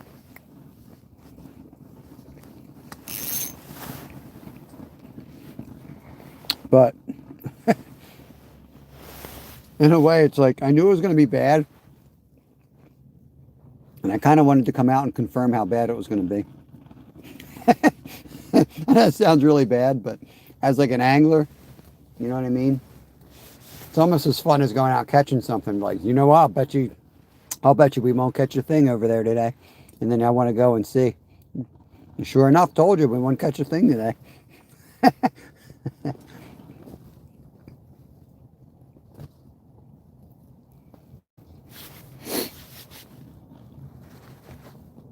No aggressive jigging.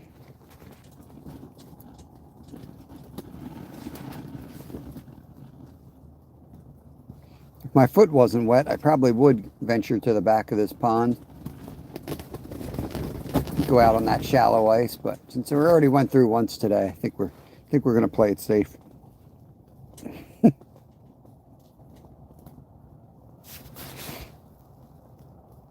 Some catfish, nice. Yeah, we're definitely trying to turn around and try to go after some channel cats now.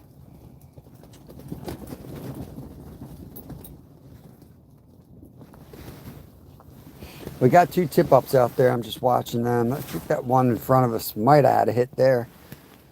I heard a bell, and that's the only bell that's out there. I don't think I bumped the bell in the tent. It's got a minnow on that one.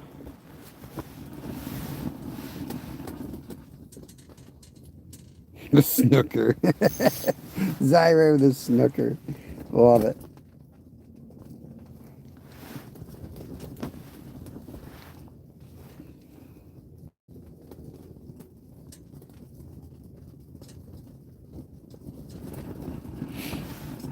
Yeah, for sure. Yep. I mean, the crawlers are always good too. Yeah, that's a good go-to bait. I tend to do a lot of like Ned rigs. It's going to sound bad. A lot of times I'm out fishing with my son, and we'll just go catch crawfish and take the Ned rig off, like the bait off, and throw the crawfish right with the jig head. Same thing with hellgrammites. We'll pull out some hellgrammites in the rocks and throw those. We're not like, we don't get too crazy about using artificials. We'll use them, but if we can grab some live bait like that while we're out there, we'll certainly do that too. Man, I'm getting like snow blind. I try to read the chat after looking out the window. I can't see nothing.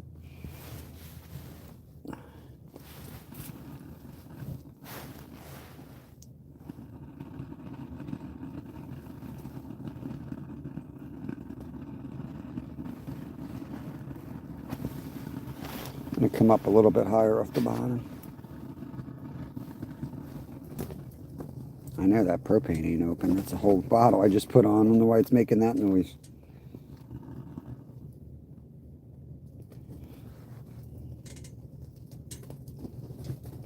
Zara, you're like 3 minutes behind in chat, man.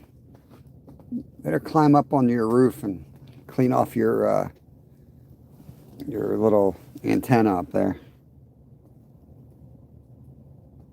Beaver tail bait. What's going on?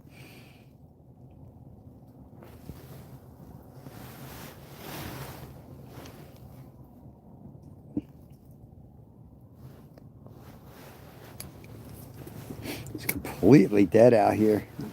I'm not going to sugarcoat it, guys. It's so bad that I'm like really could fish here for 20 hours.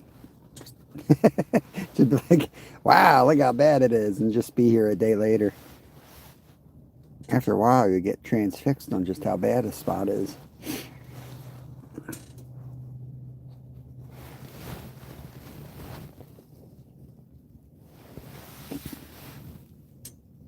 I'm working in a high-rise peckerhead. How do you're working in a peckerhead?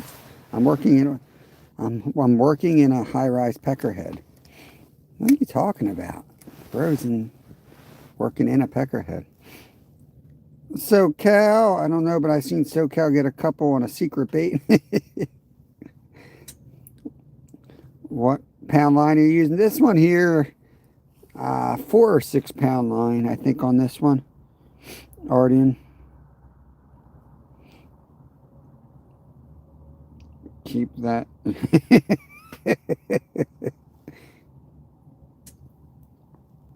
Peckerhead is where the connections are. I thought he was a threshold specialist. I don't know if I want him messing with my electric. I don't know.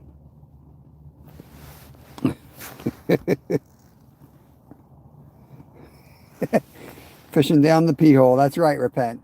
That's right. The pee hole's back, guys. SS Bros in the house. What's going on, buddy? Sorry I missed your chat. Zyro was being Zyro.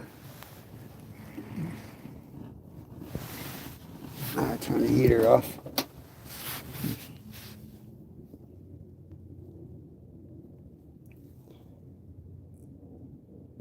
Electric is like the only thing I don't know about that. I'm sure there's more you don't know about. Oh, what's this? Potentially inappropriate message or held for review. Oh, more piss hole references. YouTube doesn't like the piss hole references. I don't know. This hole is like really cool looking right now with the way the light's hitting. It would be cool to yank a fish out of it.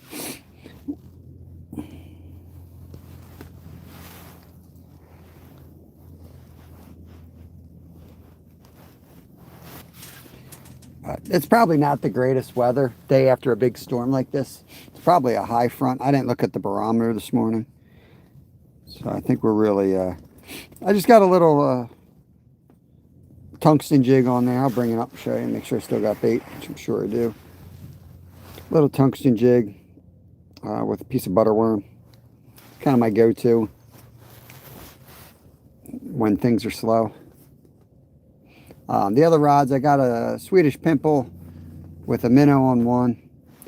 And the other I got just, I think a regular size, like 6 hook with a big shiner on. They're more for like the bass and the bigger pickerel. This one I was just hoping to get on the crappie or the bluegills or something a little bit smaller.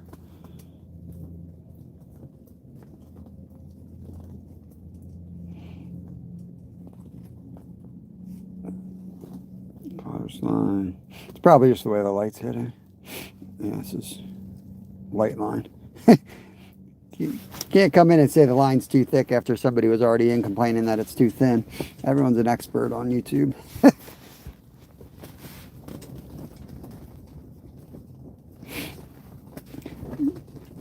Yeah, I do find SS Bros, like when you catch one, sometimes like super light line or really heavy line's good. I feel like I break more off when I'm in like the 6 to 10 pound line range. 6, 8, and 10. I feel like I break them off more. But you definitely have to let them run, you know. You got it. Like if you start pulling it too hard, you got to have to let them run. But yeah, I mean, you can go to the wire leader, but in winter, they're just sitting there staring at it. I never catch them with a leader on. We catch plenty out here, and we've caught all of them on regular line. We've broken off maybe 3 or 4 all winter. But usually if I keep the drag loose enough like that, we won't lose them. We won't break them off. Probably break one off now.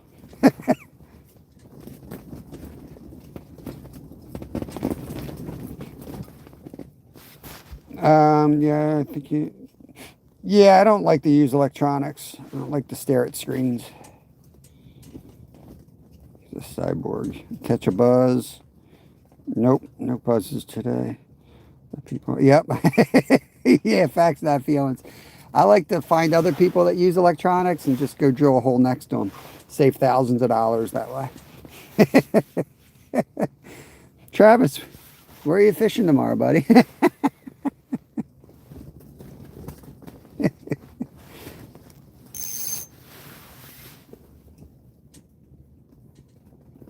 Yeah, I did stick my leg in the hole.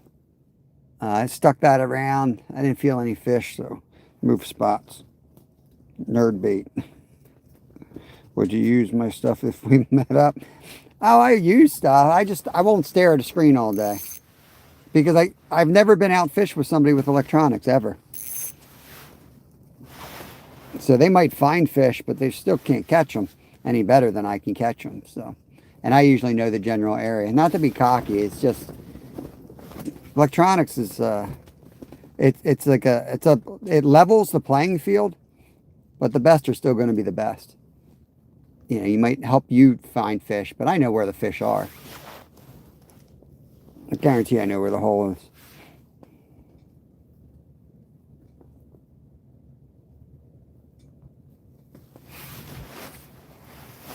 I mean, right now, like you might just came in, but I know where the fish are. The fish are, the most part, if I were to come here and fish the best spot, well, you can't right now because it's got like an inch of ice. It's semi-open. It's the creek mouth. I mean, it's not rocket science. Fish go in certain places certain times of year. It's well known by anyone who's read books on fishing.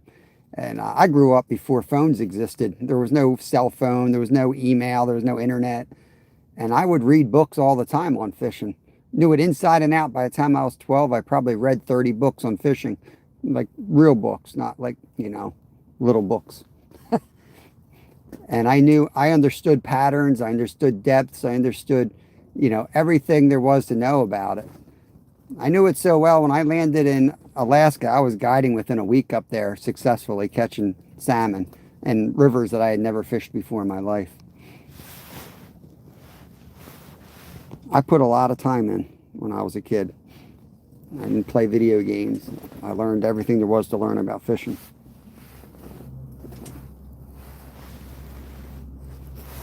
I've forgotten more than most people ever learn.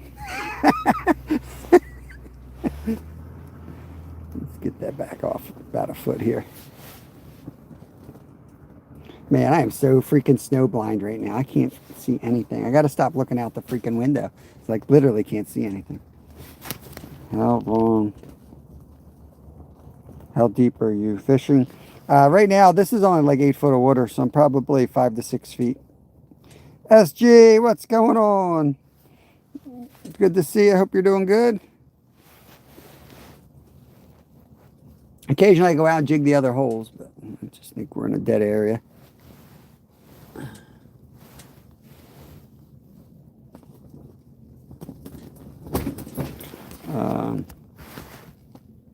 What fish was the best PC game back in the day? I don't know. I didn't play anything. My brother had a PlayStation. I think we played Duck Hunt. That was like the only game I really enjoyed. We had Atari for a while. I didn't have a television until I was like 10. We didn't do that stuff in my family.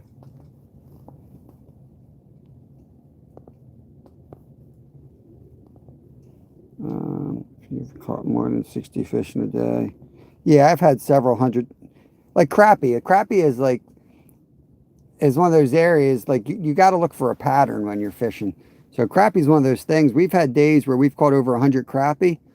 And I've been skunked for the first 2 hours, and just like now, people come in, and because you haven't caught anything, they want to act like they know more than you, and they ask you this question, that question, and then they leave. They go on their merry little way to go talk shit in other people's lives, and then we turn it around. We end up catching over 100 fish, but they're gone. They don't even know that happened. But that's like normal fishing, But people anymore, they don't have any patience. They want to have something immediate.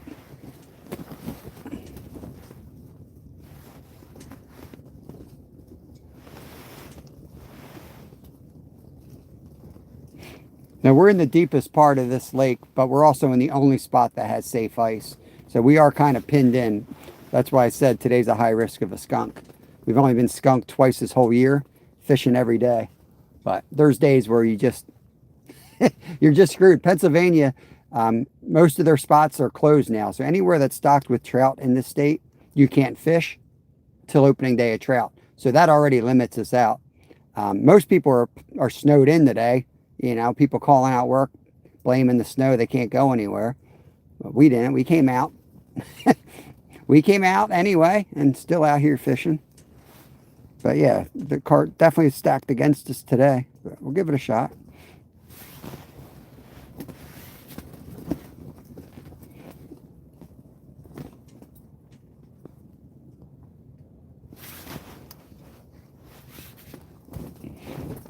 Shut this front thing for a while because I just cannot see anything. I'm totally blind. Snow blind. You put your glasses on, then you can't read chat. It's tough fishing out in the open on these days. I see Luca though. I think I saw Luca. Have you ever touched grass, let alone iced fish, or are you stuck in your mommy's basement? It's got 23 inches. You retired? No, I fish on YouTube every single day, full time, and then I cut fish. I'm a part-time fishmonger at night to get the bills paid. It's so strange for me to hear a 10-foot deep body of water called a lake. Yeah, it just depends where you live. It just depends where you live. Many states have shallow lakes, and it's all there is. It just depends on the, the geographic area.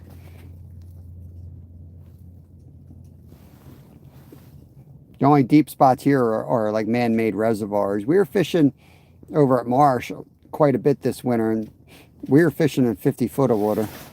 But most of our local lakes are 20 to 30 feet tops. And these little local holes here are only usually 15 feet. They're all dammed up creeks and things like that.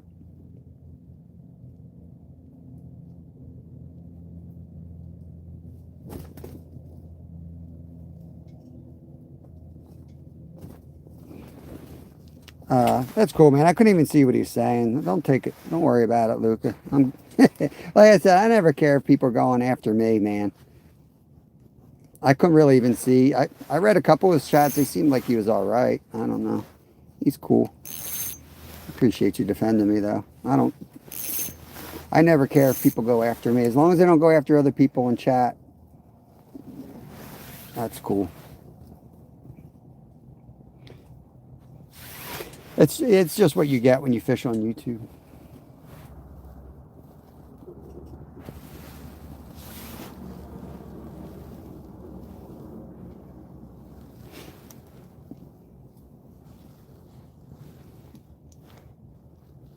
Appreciate you guys coming in today, hanging out with us.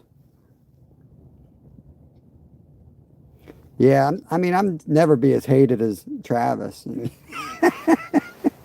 I still don't know why. I don't know why Travis got some hate going after him. That guy's hardly ever live.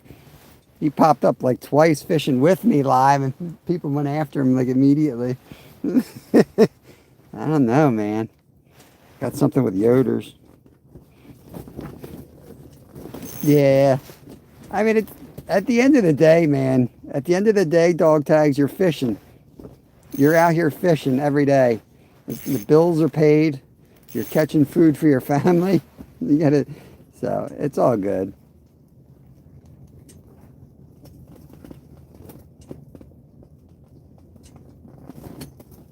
Right? Travis is like the nicest guy ever. People tear into him. I don't even understand. Like, I don't know. Maybe there's another side to Travis I haven't figured out yet.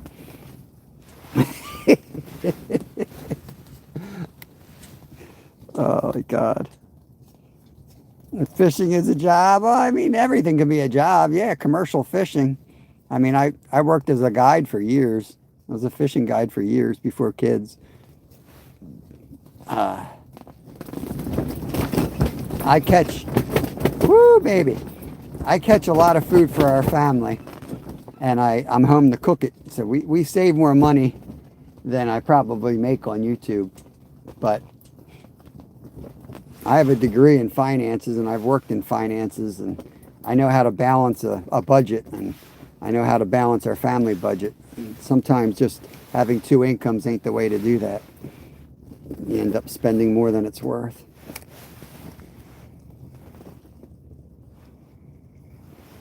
Yeah, Ron Yos, man, I left jobs before that I could sit on my ass.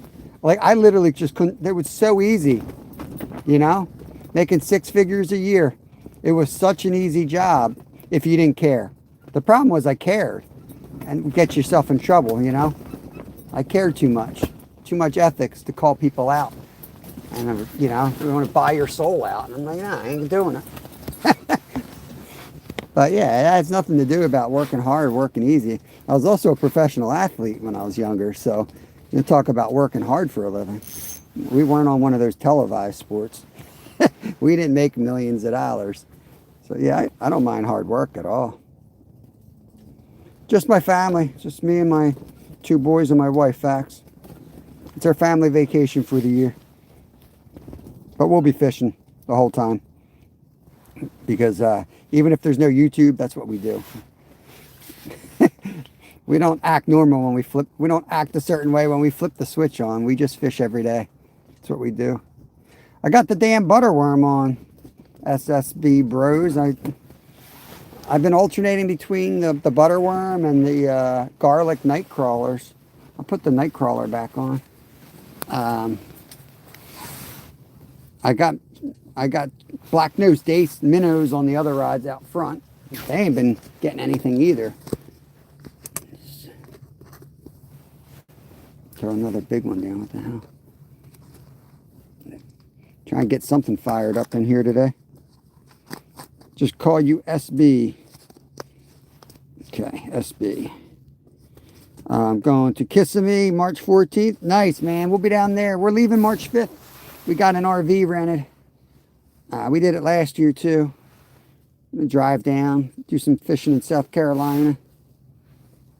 And then we're going to make our way down to Vero Beach. Be fishing Vero Beach. Oh, this one's real active. Let's go real small. Let's get real small here. If I can see. It's dark in here. Am I in the hole?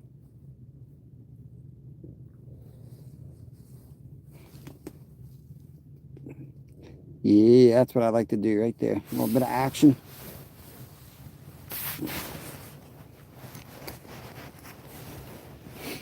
North Carolina. Probably Myrtle Beach area. I mean, it's really just our layover, you know. It's about 9 hours from here to there. So it's our natural spot to kind of stop for the night on the way down. So, but we're going to spend, I think we're going to be down there 2 days. I know it's a little early. Fishy for Life's been coaching us a bit. He lives down there. Commercial fishes down there. So we're a little bit early. But Florida will be right on time. And that's where we're going. But we'll grind a couple of days in South Carolina on the pier. And then we'll head down.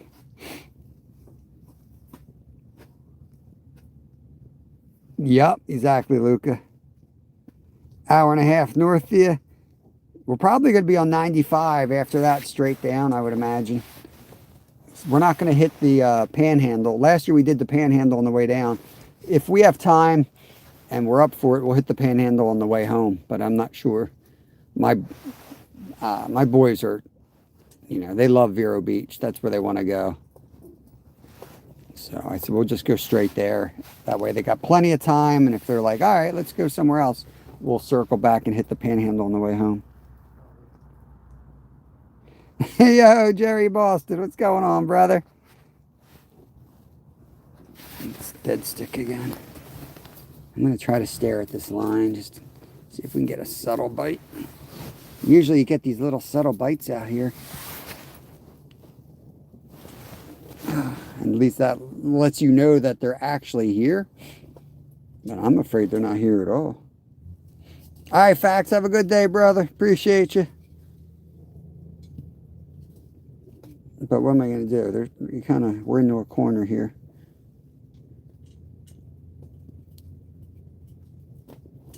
And some of the fish, like pickerel and bass, do kind of go around, you know, where the sunfish kind of hold up. I've fished enough through this ice this year to know, you know, the sunfish kind of meander around real slow. But there's pickerel and bass can come in out of nowhere real quick. Yeah, I love it. I love Vero Beach, man. Yeah, Mucky, that's Mickey. Let me get you wrenched up. Yeah, exactly. That's what we're going to do, man. My son saved a ton of money up, and he's like, I'm just going to, you know, for bait, we keep it simple. We use shrimp. Live shrimp. We blow our money on live shrimp. If we catch something like a small ladyfish, well, then we're going shark fishing or snook fishing. Pinfish, we're going to use that for live bait. You know what I mean? With the shrimp, we're going to catch whatever we need.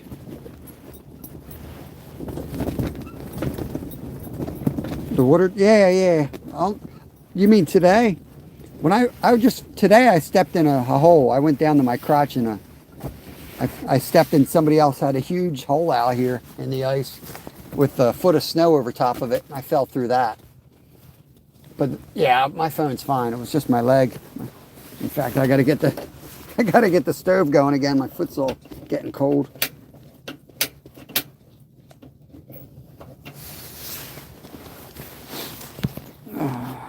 Yeah, I'm all good, man. Hey, Paul, what's going on, brother?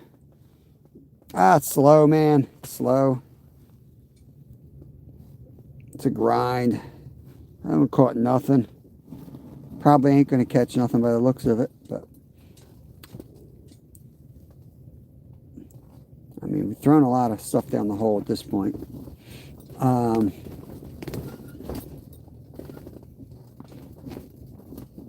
Yeah, I'm not gonna go driving there. There's a couple holes that I could go and catch sunfish at, but they're really just bait holes. There's nothing special there. I like coming here because I can catch a big bass or a pickerel. I can catch something cool here.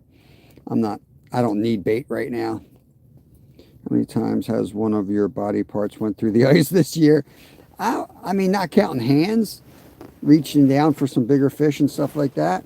That's only the second time. I went through the ice like over my head earlier in the year, and then today was the next worst one. I went down a hole. That was, you know, if I was unlucky enough to like have both feet together, I would have gone through it. All right, Mickey, I appreciate it. It's going to 10 plus, finally good weather. Nice, Paul. Yeah, we're going to be 50 degrees Fahrenheit, so like 70 above, like really warm stuff. We just have so much ice left from the winter. It's just a mess. Watching absolutely nothing happen, which really is. Pretty much is what it is. But I am trying different things. I'm just trying to dead stick to see if you'll take it. When the action's on, which it's been on all winter, you know, immediately you'd see that line. There'd be signs of life, you know.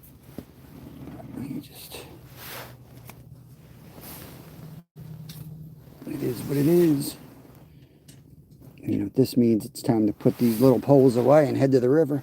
So tomorrow we're going to be out monster hunting on the river, catfish and carp, and putting the little 2-foot rods away for the year.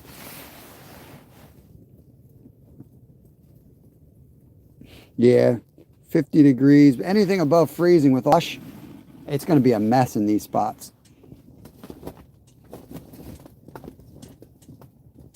Yeah, Ron, this should be good. We were down last year about the same time, maybe a week or two earlier, and we slayed pretty good. I mean, for us, I don't know, people might have done better than us, but us not knowing what the hell we were doing, we caught so many fish, it was crazy. We had a blast, man. Hey, Steve, yeah, we're back to it, man. Back to fishing. We had a blast down there, so we just figure we go a week or two later, let it warm up a little bit more, but hopefully the bite's still just as good, if not better. And, you know, see what happens. Last year, I think we were down there this time of year already. And we had snow in South Carolina. There was snow on the ground. So I was like, what the heck? And we were out pulling the trailer through snowy conditions to get on the blue cats. I was like, man, I was probably the coldest one on the boat too. South Carolina guys were cracking up. I'm like, I didn't come down. I'm not bringing a jacket. They're like, it's going to be cold. Like, there's no way I'm going south and taking a jacket with me. I should have. It was cold out there. All right, SB, have a good one, brother.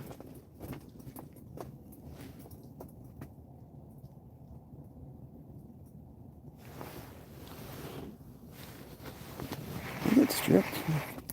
No, it's still on there.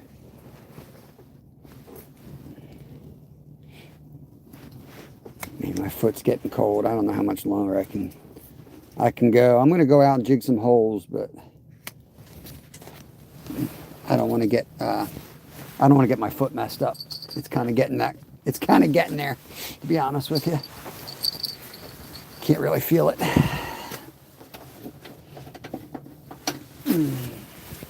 When you start forgetting about your feet, that's not good. It was cold earlier, but now it's not really feeling it.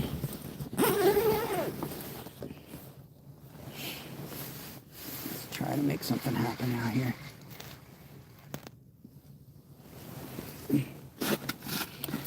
I'm gonna put a little bit more worm on. This guy shrunk. Cold water shrunk them a little bit.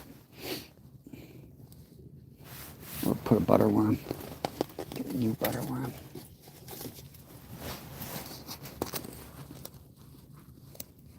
Yeah, nice juicy butter worm.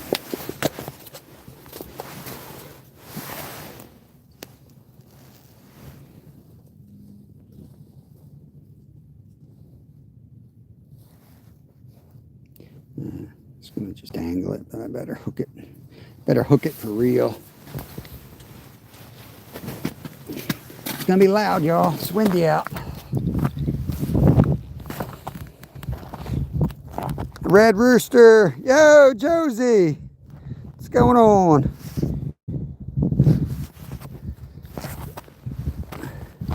This is the hole I fell in. I fell in again, Josie. I didn't go through the ice technically. This hole was enormous. I fell in that hole.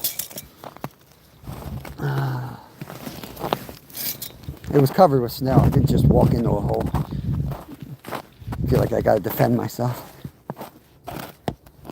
I'm good. Hope you're doing good, Red Rooster. Appreciate you coming in. I mean, fishing absolutely blows today, but probably high pressure. I could kind of guarantee we got high pressure after the storm. Probably a bad fishing day in general. Bad time of year to target because we can't get to where we should be fishing because of the ice conditions. So all around, bad day to go fishing.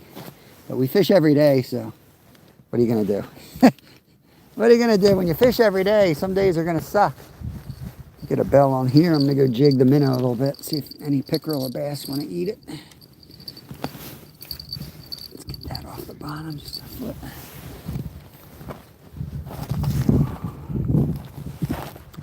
I was walking out and this hole was buried in snow, and I stepped on it and I went down to my crotch.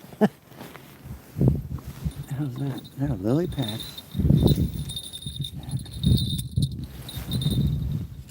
That's a lily pad right there. Wow.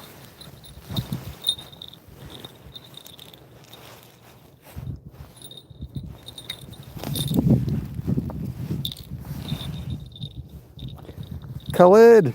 I don't know how to say that. Khalid, I think, right? Appreciate you coming in. Hope you're doing good. We're in Pennsylvania, brother. Welcome in. Becca's 4066. Yeah, it kind of hurt, man. I tweaked. I went down like straight in, up over my knee, and then I fell forward. So I hyperextended my knee. I thought I broke my leg or something for a second. It hurt so bad, but it feels a little bit better now.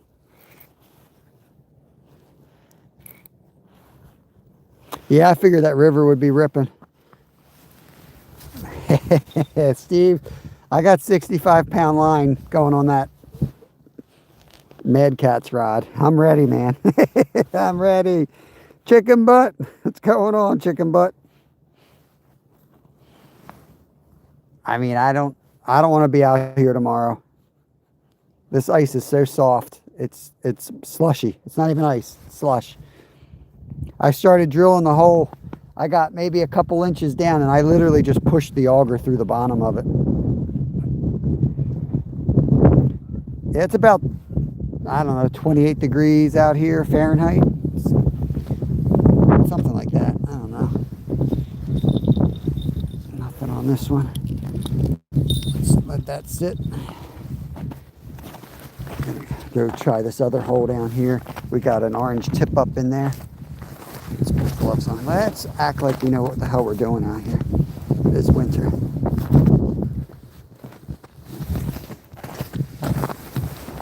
A lot of times these fish will just watch these baits. They'll sit there and sit there all day. You got to take it and twitch it, and all of a sudden they'll strike it. So if they hit it, that flag will go up. But a lot of times they'll wait for you to give it a twitch, and then they'll strike it. So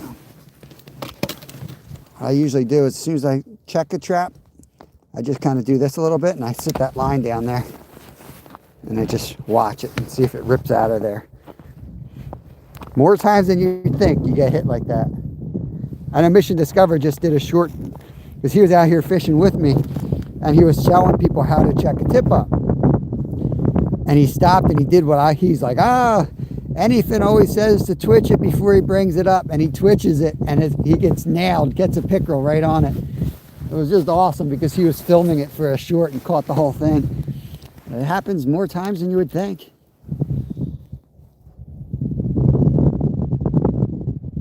Yeah, I'm careful. Yeah, the wind's brutal. That's why we've been hiding in the tent. That, and I just, we got like a foot of snow yesterday. So it's all covered, but there's still open water all over the place. Like, you guys can see that. That's straight up water right there. That's how close we are to flowing water. That's a creek that runs right behind our shack down through that woods. And down there, it's open water. So the fish are somewhere between us and those open water spots. It's just a matter of how much risk you want to take getting that close to it.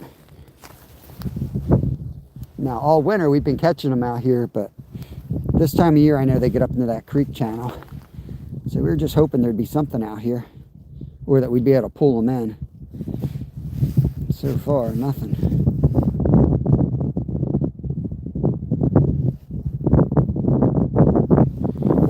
I run this a little more shallow.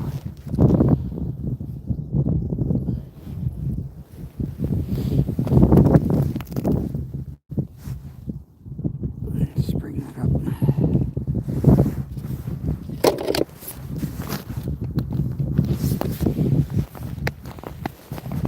All right.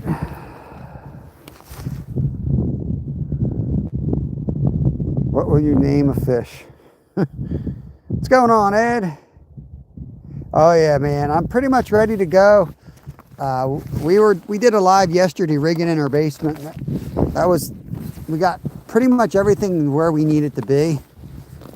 Kevin has like a brand new waterproof backpack, so he put all his gear in there that we're going to kind of be running and gunning with.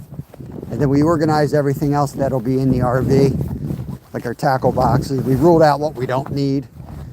To be honest with you, we're going to be, like, we get there, we're going to be running in the Vero Bait and Tackle because they got their own special rigs for that area. So I'm going to be buying that stuff as well. I'll probably get another shark rig. I got one rigged up. I got the shock leader. That one's all ready to go.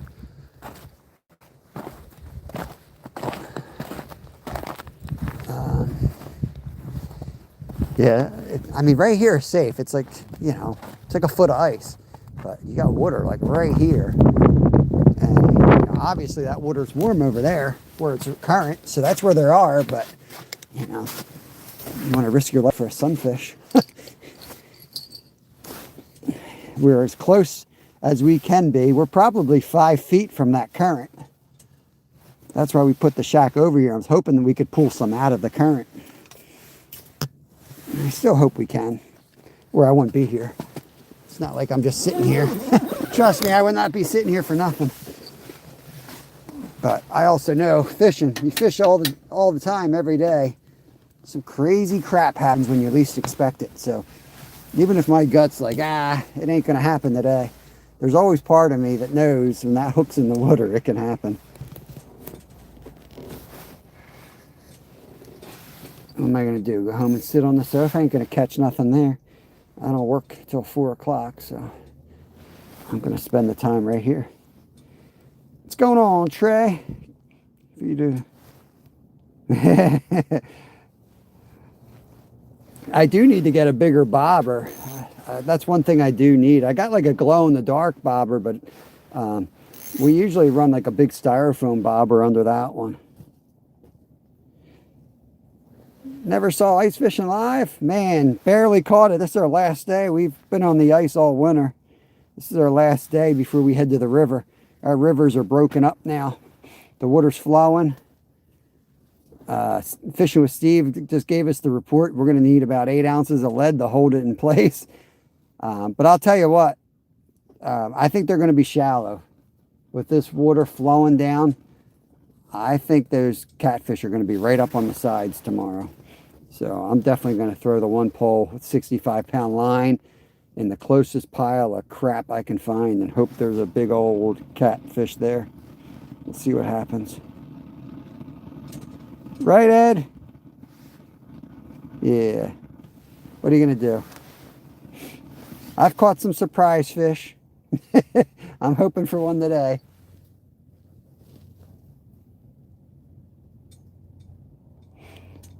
Sorry, that was supposed to say they must have been blind not to see something bright orange on that ice. Oh, man. Yeah, pretty much ready to go, I think, for tomorrow. I work tonight, so I hope I'm ready for tomorrow. I'll be live around 10 o'clock a.m. Eastern Standard Time. I think that's where I'm going. I'm just trying to think it through. Yeah. Where are you from? Where are you from? We got a lot of winter this year. We got a whole lot of. We don't always get a bad winter in Pennsylvania, but this was the coldest and snowiest. A lot of times the coldest ones aren't the snowiest, and the snowiest ones aren't the coldest. But this year, man, we got it all.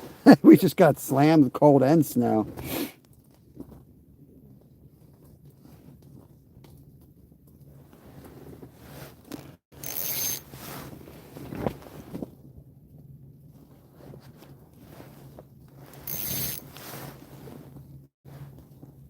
I don't really have a way to cast because I don't have longer poles with me. But I'm almost getting the itch to go over. There's a spot on a creek that's open where we caught our PB fall fish. And this is a great time of year to catch them. Thinking I throw a night crawler and bounce it down the creek. Yeah, we got like 15 inches out here, Dustin. From Syria. Oh yeah, I would drop dead in the heat in Syria. Welcome in, man. It gets cold here compared to Syria, that's for sure. The problem is our ice sucks, and we got a lot of water on top. I don't even see how deep it is maybe here. It's thick. But then we got open water. We got open water 30 yards away from us. So it's just a lot of moving water here. Yeah. I don't know how thick it is. It's definitely over 15.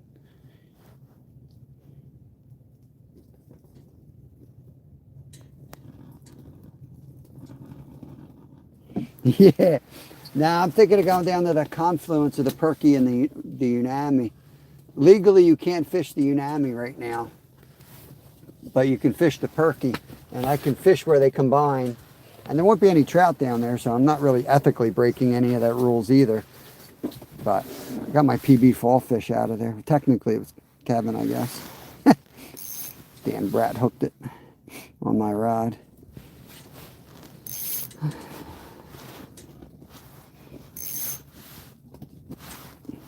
I don't know what the state record was. It might have been a state record. I don't know. But it was huge.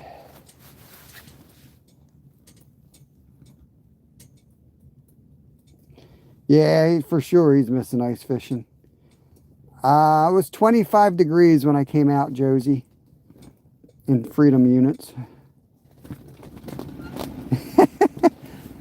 Well, honestly, the day I was sitting on the cracked ice was safer than this ice.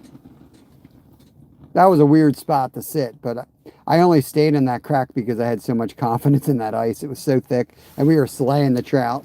I wasn't going to move. We patched that hole with trout. We caught so many fish, we jammed all the trout in the hole. Yeah, that lake's closed now, too. They closed that lake down to ice fishing. So that's another spot we can't access that we'd be slaying fish on. So it just gets tough, which is why we're heading to the river. It's not like the river is going to be any necessarily better, but we could catch, 10, 15, 20-pound fish tomorrow. So that's all I need to know. That'll keep me going. Hey, California Dreamin', welcome in. How you doing? Good to see you. Good to see you. Did you get a lot more snow, or was that last week? I think you got another round of snow.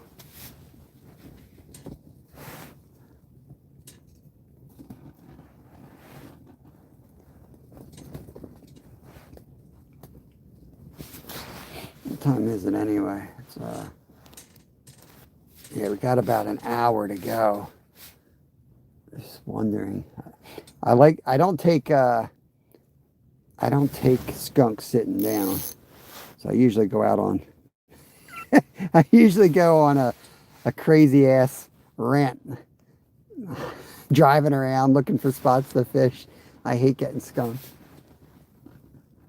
I may try under the dam, but like I'd have to cast under there. I got to cast under there with this rod. Oh man.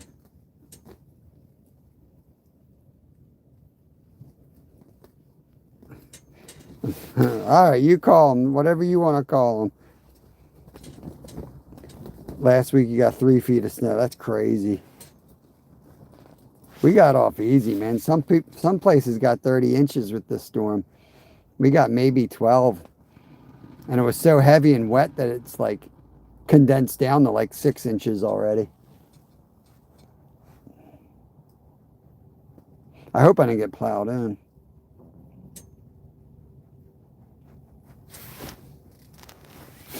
Yeah, I can't get up into the creek section, but under that dam, I just don't know if there'll be anything in there or not. But I'm about to head over there. Soon.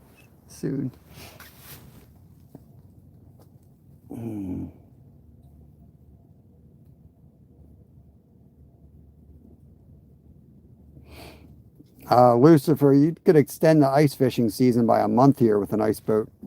That's a great idea. Darren, what's going on? Welcome in. Battling a skunk here. I'm thinking about moving under the dam where there's open water. Casting out there. I just don't know. Let's open up the front and see what's going on out there.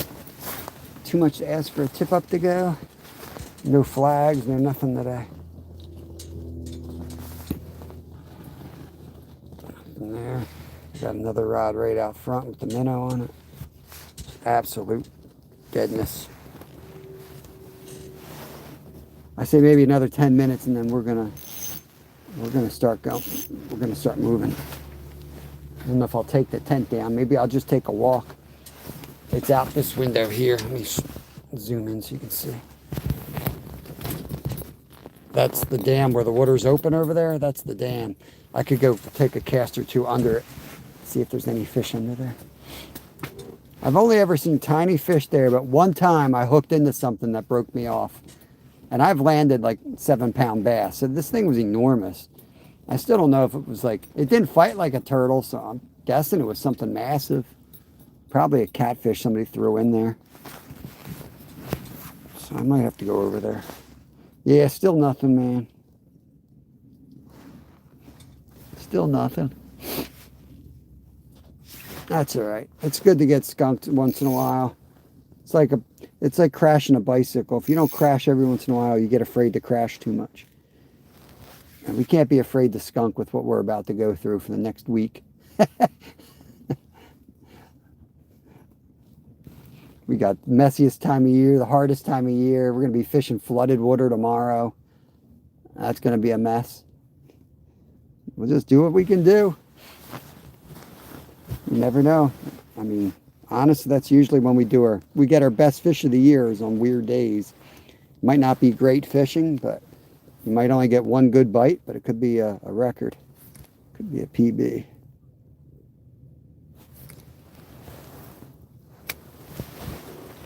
I think we got a dog walker. I heard a voice. I don't think anyone else is crazy enough to come out on the ice.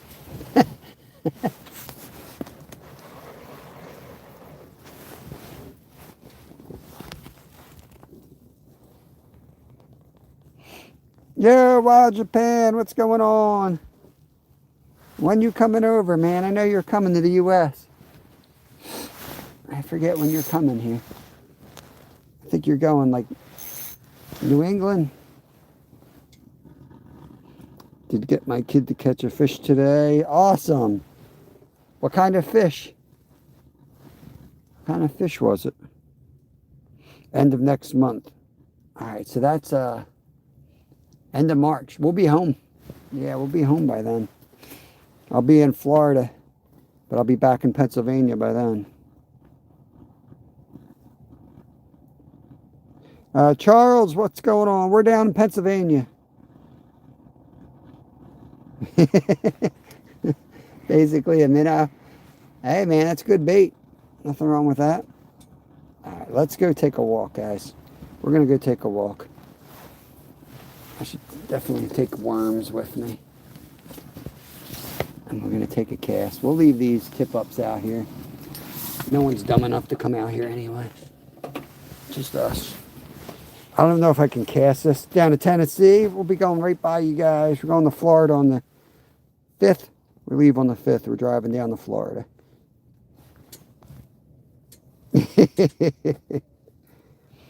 Thanks, Jessica. Welcome in.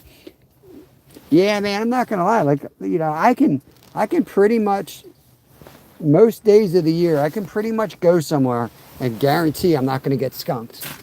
But that's not how I operate. Like, I don't, you know, I don't always fish just so I don't skunk. That's boring. I go where I want to go for whatever reason, you know. If I want to catch pickerel, I'm going to go somewhere. Like, I could go catch a sunfish 360 days a year. I think that's too many days, but you get the drift. You get the idea. Ooh. Yeah, barbecue is one thing I do hit a lot on the road. My oldest boy's got celiacs. And we can usually go to a barbecue and he doesn't miss out on much, you know. Awesome meat and beans, no gluten. So when we're on the road, barbecue is one of the things we do a lot of. I'm trying to get my damn jacket. Where did you get that drill attachment? I got it on Amazon. So I started doing affiliate links. So I'll put that on my my list. You should be able to go to my page and do like shopping, and you can go in and buy it. It's literally the same price either way, but I get like 10% commission if you go through my shopping links. I'll try to put that on there, but you can go to Amazon and find them. This one was like $30, $20, and it came with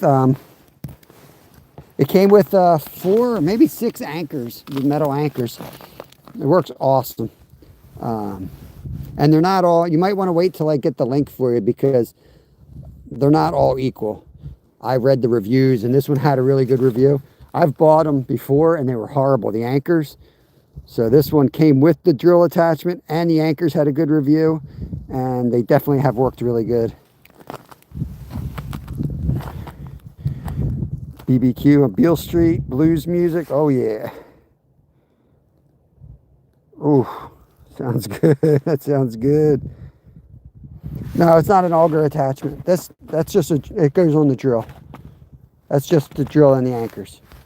Yeah, I have to get it. That's one thing I got to get yet. All right, let me try not to fall through the ice again. Get out of here. We're going to make our way to the dam. Probably get all the way over there and these flags will go up.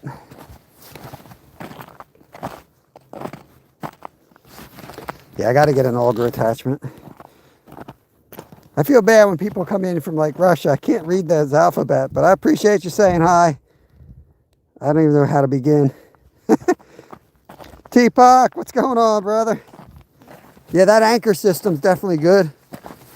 I mean, it would be nice to get one, an auger drill attachment, but if you got bad blades, a drill attachment's not going to make a difference. You got to have sharp blades, period. I got to be careful here. It's just getting a mess.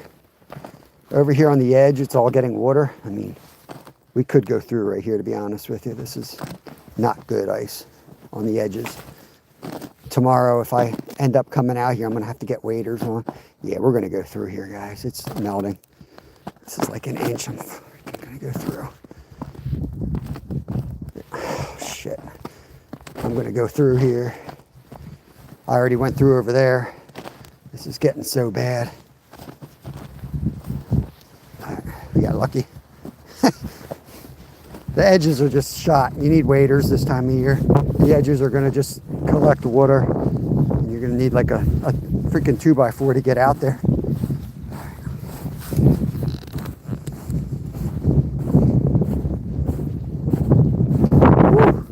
Sorry about the wind. It's bad out here. I'm gonna try to get under this dam. Hopefully there's a wind back there. Hopefully my hands are all the way over. Taking a walk. Dang. Get my gloves on. Woo, baby. It's crisp.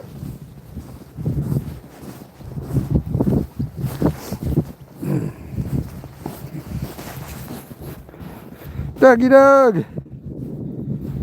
I don't do the spud bar. Yeah, it is what it is. It's not like I'm getting caught off guard by it.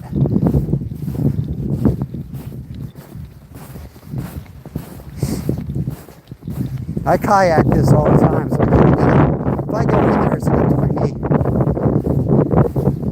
Not like I'm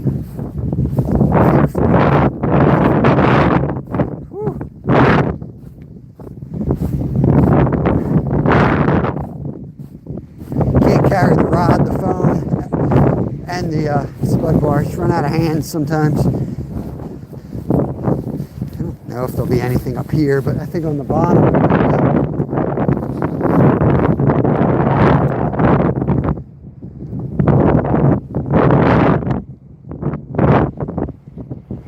Let's just do a couple casts up here.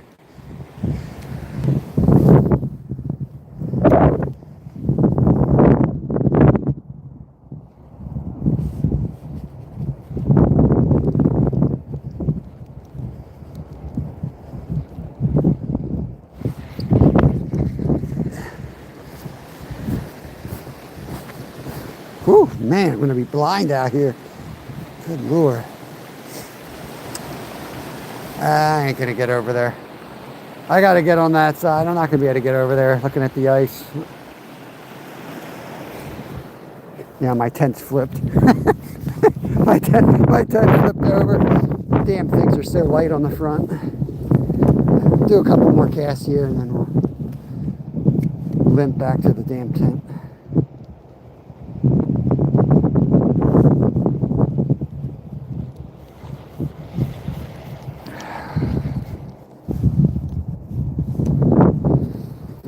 Hole right over there somewhere. I remember there was like a really deep, I caught a nice like 4-pound bass here one time.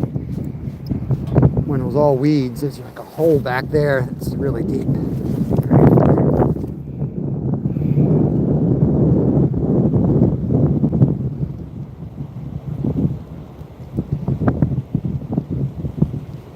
It's too cold. Back to the tent. Back to the tent. Retreat to the tent, guys. Retreat to the shack. Come back here. Oh, Lord. Screw that.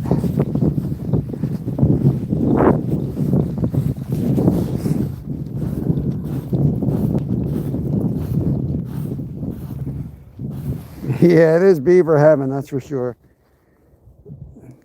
What's going on, Dwight? The bear behind me. This is the lake that my son got attacked by a beaver. I don't know if that's where you guys are commenting on. Maybe you guys know that. But this is the lake my son got attacked by a beaver like 3-4 years ago. Poor kid. He was like 6 years old. He was tiny. He was like, the beaver was bigger than him. It was like a 58-pound beaver because they trapped the damn thing after that happened. We were kayaking in the back of this up into the creek. And there was a rock out there. So he was like, I don't know if he was half fishing, half swimming by then. So he went out there and was goofing around. And this thing came up and started circling the rock. And it was like slamming all over the place. And it was going up to try to like, it was like aggressively going after him. He's running around on this thing. So I had to park the kayak, get out, run over there and started like splashing with it, with the oar, you know, hitting at him. And he finally took off. Nasty ass thing. It was huge. It was the second biggest beaver I ever saw. You can insert whatever joke you want there. Here we go again. All right. There's that log over there.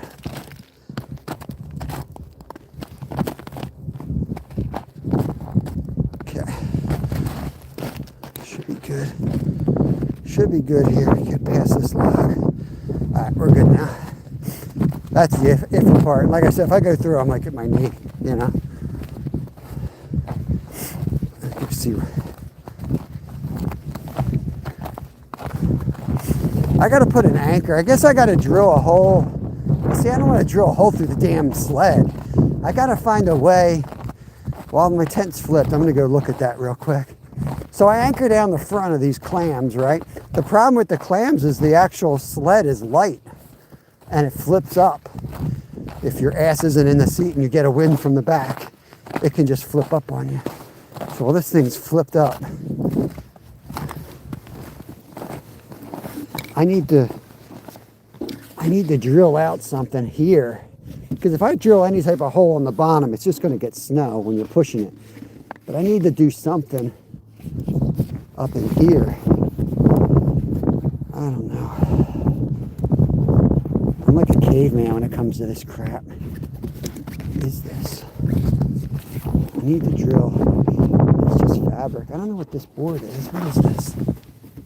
I could drill something through that. That's what I'll have to do. There's like a hole or a piece of plastic, a lip to the sled. Drill a hole there and put another anchor in the back. And we just anchor the back down. I don't know why it doesn't come with one there. It's so dumb.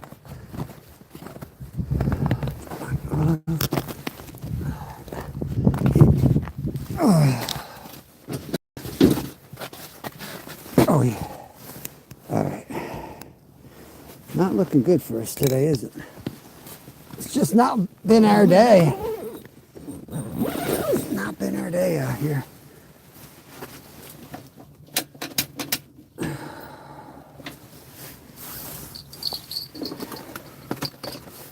I'll be with y'all in a second. Get my glasses off so I can see. Whew. Steve, you hooked into a beaver? Seriously? That was like one of my fears in Alaska, because I used to always fish for pike at this one hole. That was basically who it was. It wasn't basic. It was a beaver dam. And the beavers would come out and just slap in the water all around you. But I never had an encounter like we had here. That one went after him. Yeah, fishy things with the 100. Appreciate the jewels and the gems or whatever we're calling them these days. Tell me you might be done. Oh yeah, Len. Yeah, I think I'm gonna head down to tomorrow. I don't feel like going all the way out to Marsh Creek. This ice is a mess. It's like I went through up to my knee on the side. I fell in another hole. There's holes all out here. It's a mess. Now with the snow, I can't see where I'm stepping. Yeah, I think I'm done ice fishing for the year. Yeah, John Joe. I don't know, man. I've had this tent since I was a teenager. I don't know. Yeah, Steve gave me the report on the river, so it looked high, but I'm going to go down, throw some chicken livers out there, maybe some cut bait, maybe some night crawlers. Try. I'm up for it. I'm up for a change, man. I'm up for something different. I think I've sat on the water enough without a boat this year. Tuesdays with Joy. Thank you. Thank you for the 100. Yeah, we'll be around, man. I don't know how that trail is. You know, the trail below the lot. I was thinking of going there and just taking the cart down and finding a hole and setting up somewhere. I think the bridge spot that I like is going to be a mess because that field's going to be melting. I think that's going to be a disaster area. Oh, look at all the 100s. Appreciate it, Jenny. Thank you. Still snow cover. Yeah, I didn't know if they plowed it. Yeah, maybe we'll just have to all hang out up in the parking area. Another group live or something. I don't know. Let's see. Yeah. Yeah, I don't know. I think they might be up on the shallows, Len. What do you think? That high current? I don't know. Maybe they're coming out of the deep. Probably not. I think we're still at the point where you have to get lucky and hit them in the head, but who knows. I appreciate Tuesdays with Joy is dropping off all the hundreds. Look at all those hundreds. $1 million bills, y'all. Let's go. Let's go. We'll give it, let's say we'll give it 20 minutes here, and then we'll start breaking up. We'll start breaking up camping. And giving. I don't know, I might go down. Well, we ain't going to catch a flathead this time of year. I was going to say I might go down and hit the bait hole on the way home, but it doesn't matter. Ross Fishing, what's going on, brother?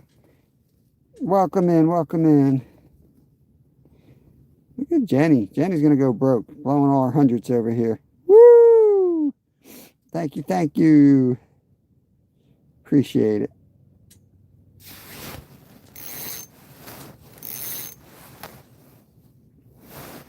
You know, my kids are looking forward to, I don't know what you call those, the peanuts that you get down south that are like, you get them in like a convenient place like Walmart, not Walmart, like a Wawa, I don't know what they call them, like a gas station, right? You walk in, they always got these peanuts sitting there. My boys love those things. They're going to be tearing those things up in a week on a drive. They still talk about them from last year. Boiled peanuts. Not just boiled peanuts, though. And thank you so much, Jenny. Appreciate it.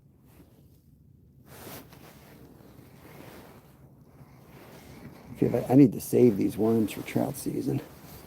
It's so damn expensive.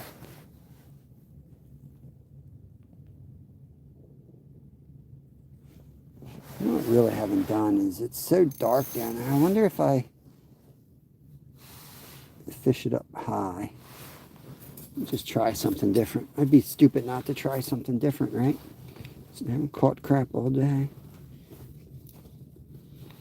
I mean, it's murky water, so first I'm going to bring it up higher than I was bringing it up. And I'm going to put a whole night crawler on it.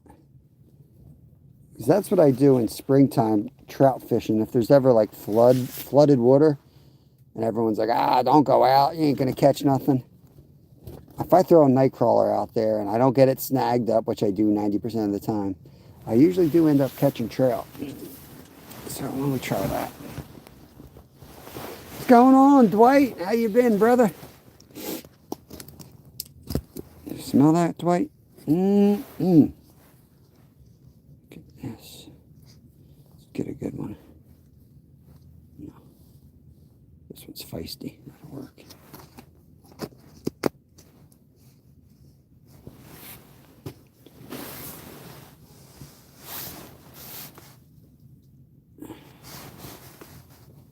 Want to see a fish.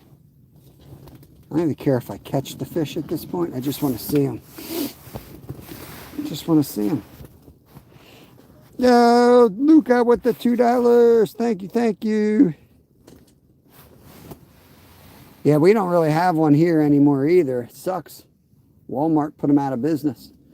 But we do have a spot where I can catch bait not far from here. And that spot's open.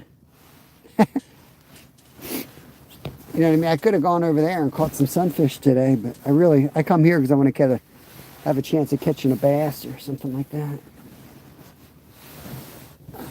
Let's get this dude hooked up. Oh. Which way is he gonna go?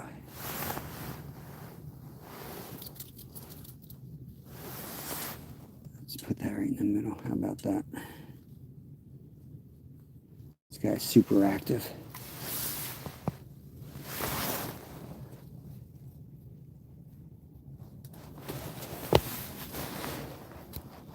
I appreciate the hot chocolate money.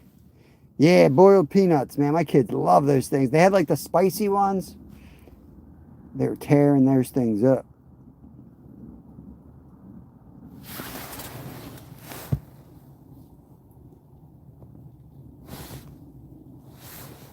I'm going to just drop this so slow.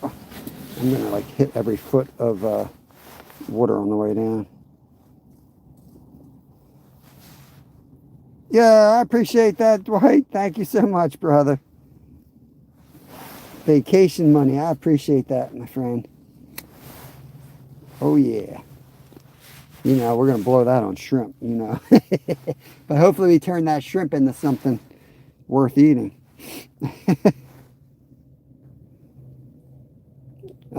Gelatin worms.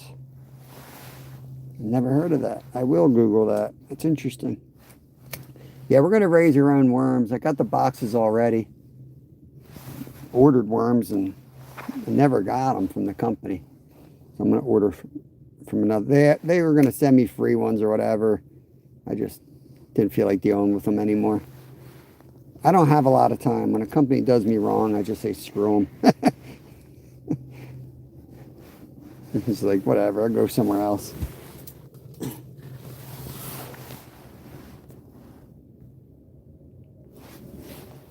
The worms we get at Walmart. We don't have anywhere to get minnows anymore. We got to drive 45 minutes down to Norristown, Pennsylvania, and go down to the bait shop down there. We used to have one local to here, but after 3 generations, they kind of, Walmart finally did them in. They closed up shop this year. Right after New Year's, they just closed up 2 months ago. This worm's sitting right on the bottom. I'm going to let it crawl on the bottom.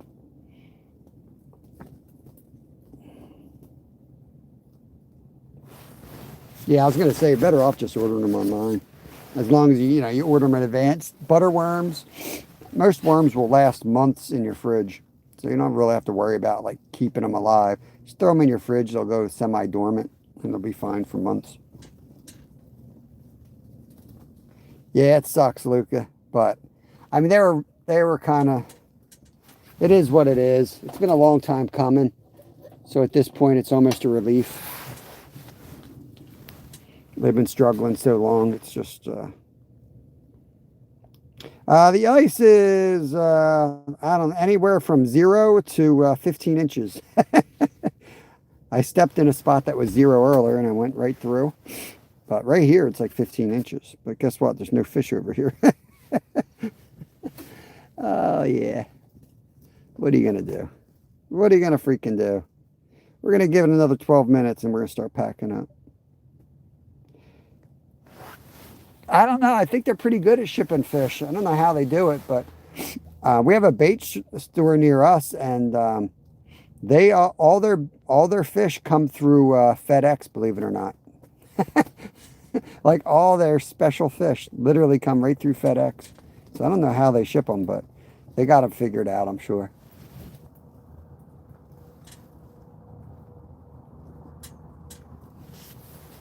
But our minnows today we caught. So all you guys need is a nice stream to be able to catch them at. You can get a minnow bucket for like 11 bucks on Amazon and take those out in a creek and drop them in there with some bread or some lunch meat in there. And you should be able to catch some fish. Get some minnows, shiners, especially this time of year.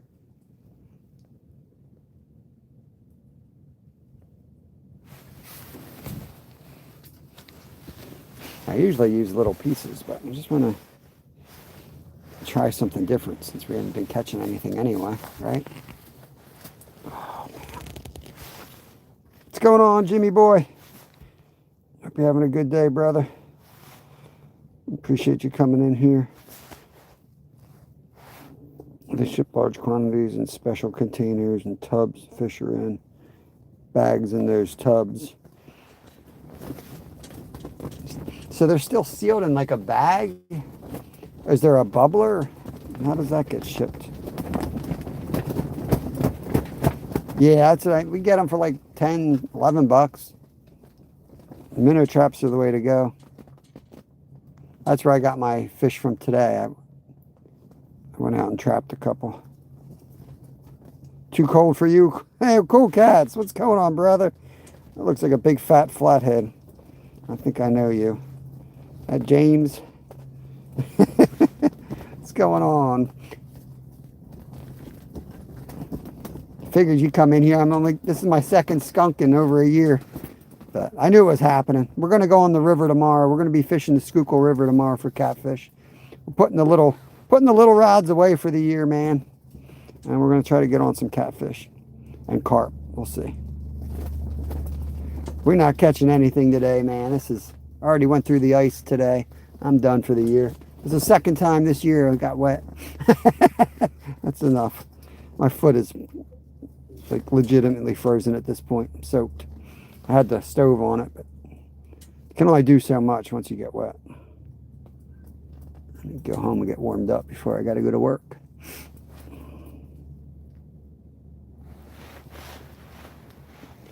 I'm just going to bring it up a couple feet at a time. I worked at a fish farm in Louisiana for the summer as a kid. Minnow traps, like 10. In a box, somebody said.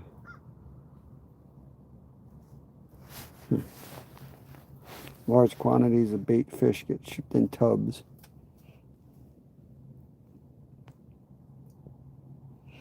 Interesting. Yeah, 'cause I remember there was a dude in here that was dropped the link on how to order them online. But I mean, I should be fine now. We can catch them just fine in the creek. And honestly, like, that's the thing. Like, I don't have money. I got time. I don't have money. I don't have the money to go buy a bunch of shiners every day. Unless we like super chats and things are flying. I usually don't have the money, but I got the time, so we'll go catch them in the creek. And that's half the fun, to be honest with you. It's a lot of fun catching your own bait.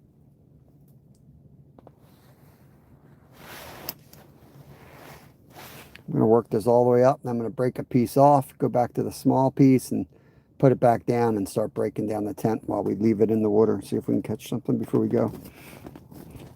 We're about done. We're about ready to say uncle for the day.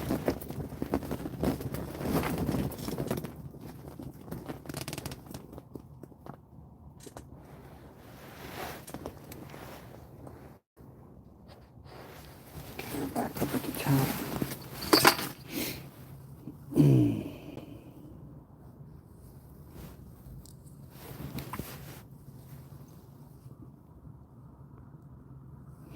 Yeah, right? Yeah, for sure, cool cats. Yeah, people give me a hard time for catching little fish. I'm like, yeah, guess what, man? You know how many people hit me up for bait?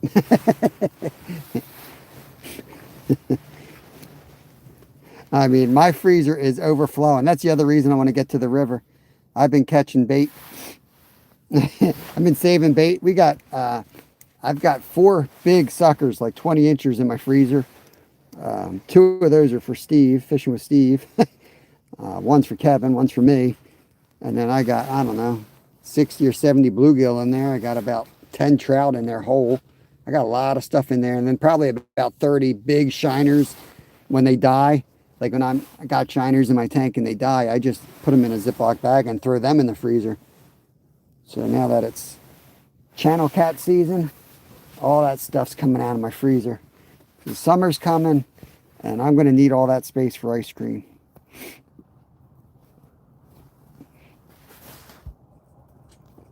Seven-inch, yeah, they'll hit. Well, we're going after flatties here later in the year, so yeah, we'll be looking for like 10 inches for those guys. Bigger the better.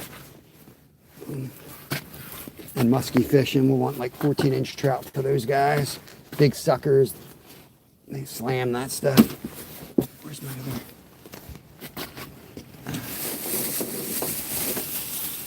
Blew $60 at the shop today. Had to get some, you know, just typical 65-pound line. Just so you know, guys, we're not messing around, you know. We're going after some big boys. I ain't going to get nothing big tomorrow because it's still too cold, but we're going to start getting serious. We're going to put ourselves in a position to catch a monster this year. I want to get back to where we were like 4 years ago when we were catching, you know, 30, 40 pounders consistently up in the river. I'll get back into that. But this year I want to do it on the kayak. Oh, where's my other minnows? I Gotta find my butter worms. Can't leave without my butter worms.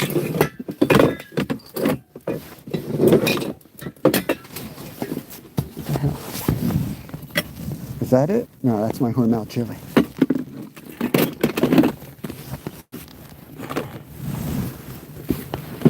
Where the hell did it go? Oh, you know what? It flipped over. Everything flipped over when my tent flipped. What the hell? Those things are like $6. I can't lose those. Literally like $6.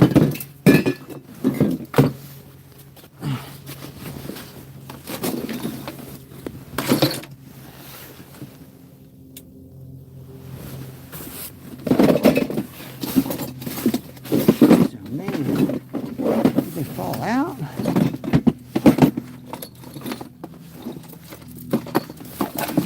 Well, I'll find them at some point. At some point today, I'm sure they'll surface. Oh, hold on, guys. I'm going to flip this whole thing up in a second.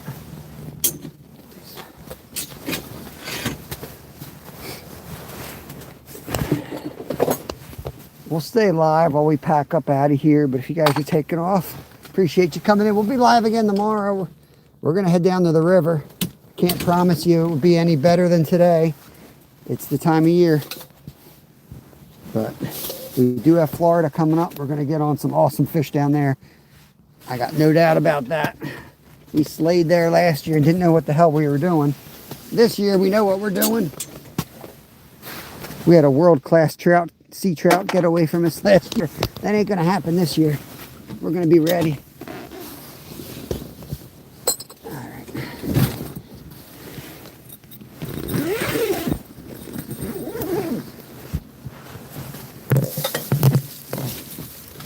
Wait.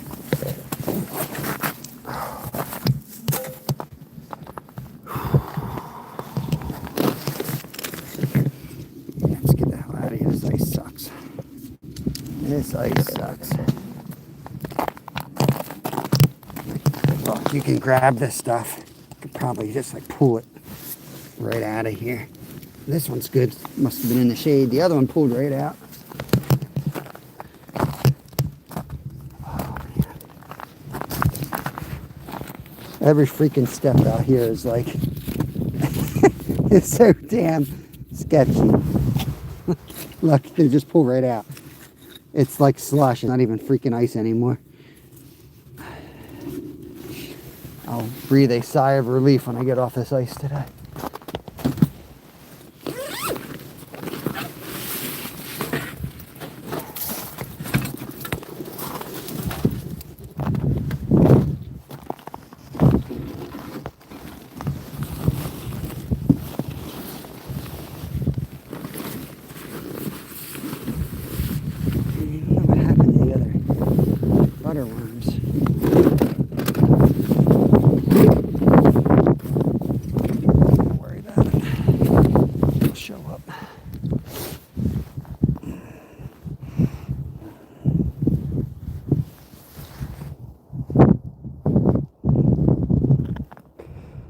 Well, you brought lunch. I already that thing's empty there.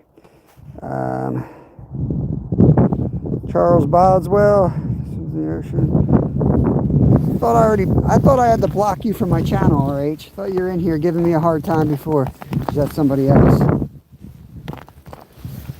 I know it was a couple people from Jimmy's channel came over and gave me a bunch of shit the one day. I don't know why. I don't know what the hell I did to you.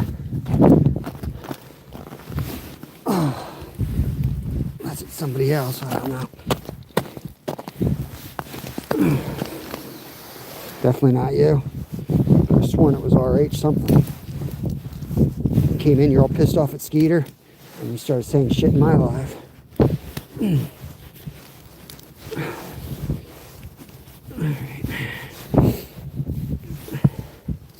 Where's my drill? Sucker's in there.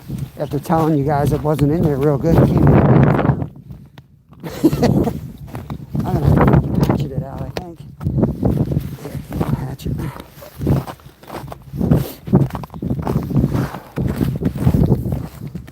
Try not to fall through the ice.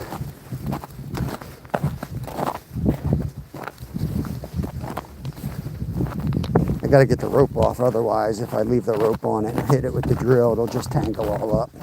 I need to just get the rope off, and then I can drill it, undrill it, or whatever, unscrew it. Back out. Get a little action here while I'm over here. Little twitch.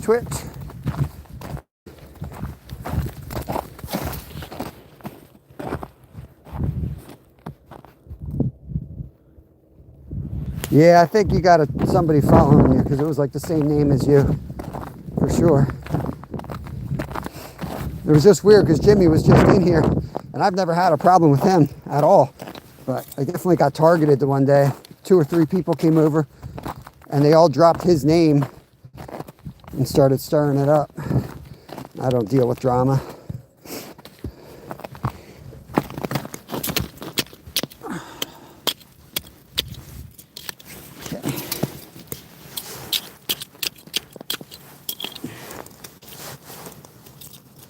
Ah, you little bastard.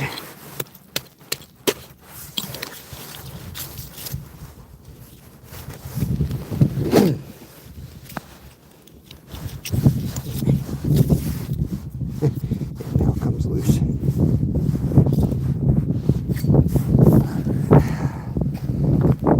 Whew. I usually take forever to get up out of here because we catch a lot of fish while we're packing up. It's going to be forever today.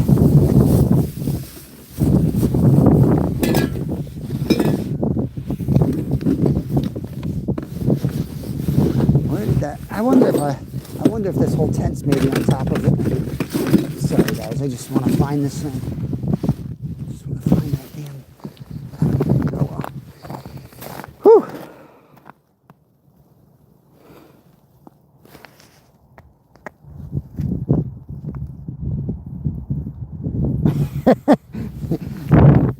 I don't like Skeeter.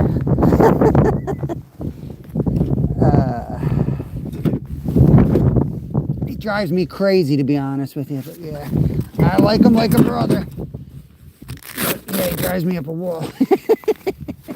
Nah, it's just drama. I'm over it. It's done. It is what it is. It's done. No, I'm a member on Skeeter's channel. He's a member on mine. Just drama. People stir up drama all the time. I don't really understand it. I never understand it because I'm too busy. I ain't got time to get into it, man. Oh, there they are. Look behind me. There they are. I would have to get over there. So I'm usually totally unaware of what's going on until I start getting emails. And honestly, I'm just like, yeah, whatever, man. I'm going to work. Haven't seen your stuff since last summer. Oh man, Rooster, that's horrible. I'm sorry to hear that, man. I have a couple friends close dealing with that stuff. I got a little bit of that going on in my own world too, so I totally feel for you. Welcome back in.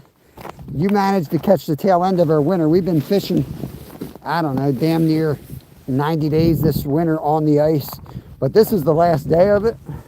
We've gone through the ice once over my head, like all the way down. Today I stepped through the ice, which was a lot more minor, but actually hurts a lot more. Screwed my leg up a little bit. But we're about to transition to summer. Next week we're going to Florida, which is going to be awesome. We're going to be doing a lot of content from Florida, a lot of lives. We'll do some filming.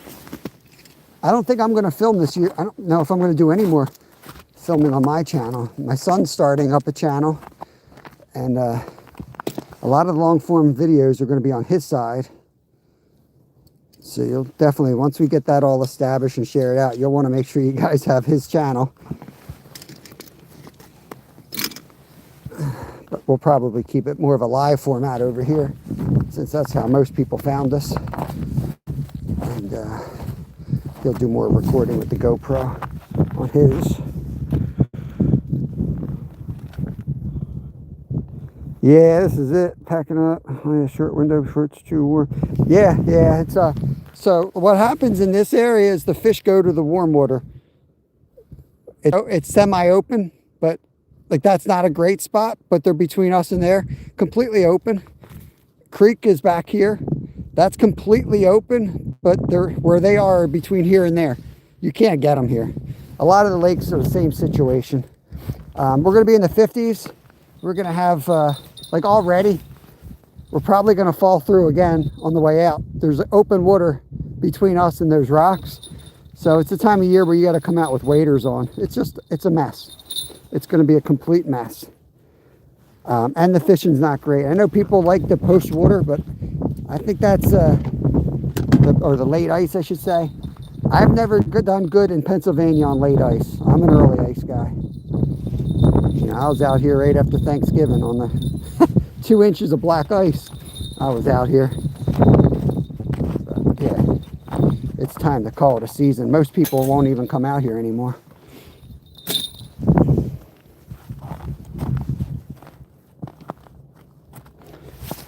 I've already been live for 6.5 hours today. Packing it up early. Yeah. I go members only in the morning. I get up at 4 o'clock in the morning, get the kids breakfast, get them off to school, live most days on the members only side. And then I pop over public for like 3-4 hours. And then I go to work. I do work a night shift, so I don't know what else. I don't know what else I can do. Put as much time in as I can. Yeah, I'm hoping I don't go through on the way out. I damn well might, though. What is this? Getting a hit? No. I don't know if that was a hit there or what. Probably just the wind.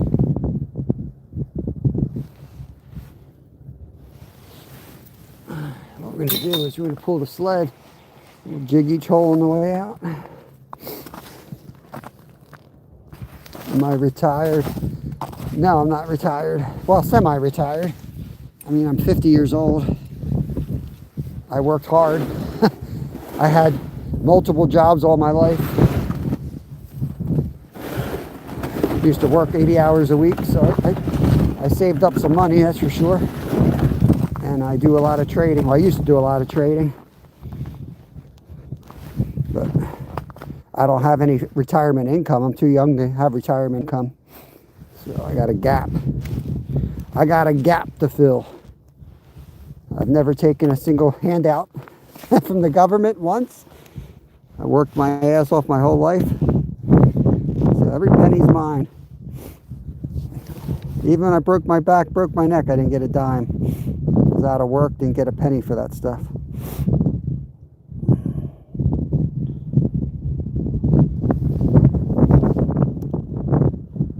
I used to do trading, and then I worked construction on the side, and it would always be busy. Guided, raced professionally. Just a busybody. I don't watch TV. I don't do nothing but work. Sun up to sundown. I try to, I try to do something productive. Sun up to sundown. What's up, Gary Eds? Welcome in.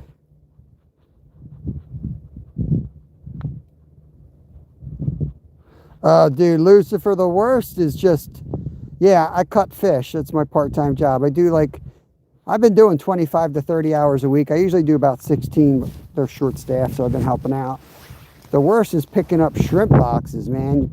They ship in 10-pound boxes filled with ice, and occasionally somebody will have it like up high on a shelf, and you pick it up, and the ice has been melting, and it just pours down your arm. And some days it goes all the way down to your underpants. It's so nasty. Makes it worse. I'm allergic to it, so then I get this red rash on my thighs. It's bad, man. Every once in a while it happens. I'm like, damn it. Oh, it's disgusting. Now, I love working there. I physically can't. My feet are so bad. I can't really handle it any more than that, And I don't want to. I don't want to. I've been working hard since I was 9 years old. My body's worn out.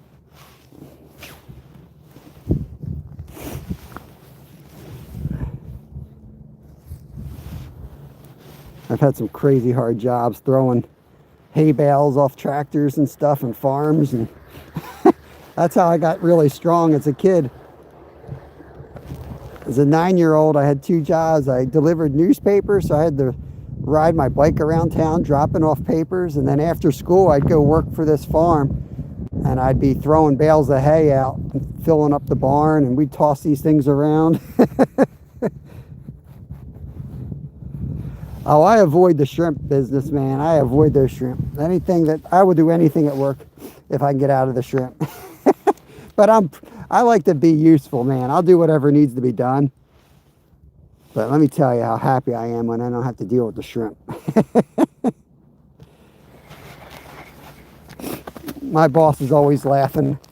I was a boss for years, so I always told myself, like when I was going to be like semi-retired, I was going to be somebody that like helped, that my boss was like, oh, thank God he's here, you know, like no drama. Like, I don't care, man. No politics, no office drama, like whatever you need, man. Whatever makes your day easier. I'm here for a few hours. I can deal with it. I don't care. I'm going to hit this other hole on the way out. I got to pull the tip up and we're going to jig the worm down there before we take another swim. That looks like a hole there. I don't trust that spot.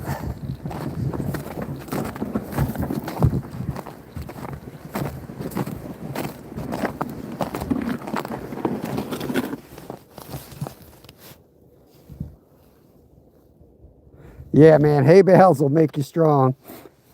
Magoo had shrimp last time, man. I miss it. I used to eat shrimp all the time. All the time.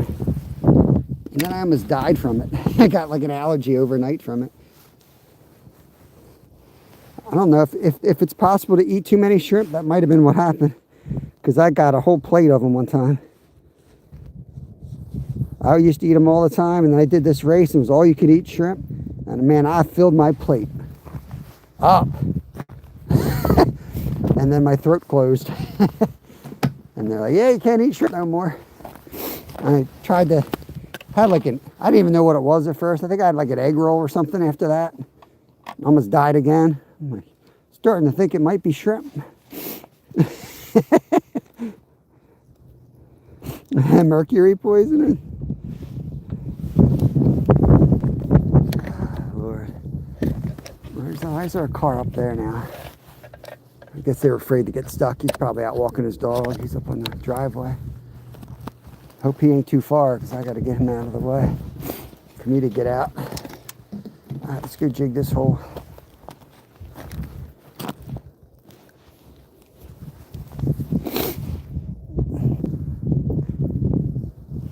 Mercury poison. If I die of mercury poison, it's going to be from eating tilefish. They probably have the highest content on Earth of any fish in mercury. And yet, they're still one of the most popular saltwater fish to eat.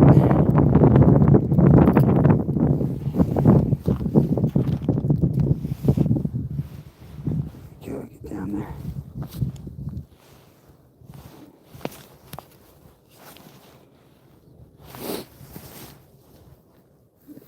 It's going to be me, guys. I'm going to die of mercury poisoning. I'm eating too many fish that I caught. Yeah, that damn fool caught so many fish, he died of mercury poisoning.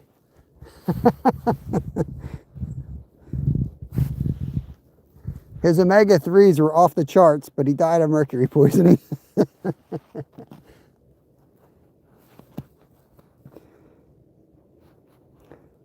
I think people used to eat mercury. Like, isn't that what's in like thermometers? I kind of remember stories of people playing with mercury as kids. Els Bieta, welcome. We're just about to end it for the day. I appreciate you coming in. Hope you come back tomorrow. We'll be live tomorrow morning as well. Though it might look a lot different. Right now we're out ice fishing. But it's about time to call it a season for the ice and get out to the river. The river's starting to flow, starting to look good. Ice broke. So we want to get out there and do some catfishing. We've been ice fishing all winter. Time to go do something else. I'm sure there's lots of people still ice fishing in the Midwest if you want to, you know, keep watching ice fishing content. But here in Pennsylvania, I think the river's the place to get to. So we're going to get out there. Might be tough to catch a catfish right now, but I think the muskie are going to be around and the walleye are going to be around. So we might fail at catching a catfish and successfully get a walleye or a muskie or something really cool. So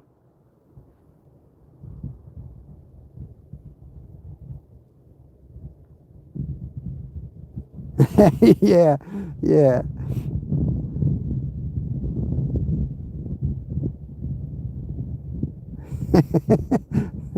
Yep, I hear you, Luca.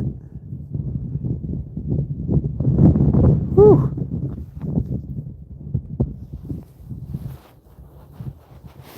Yeah, that's like your backup food, right?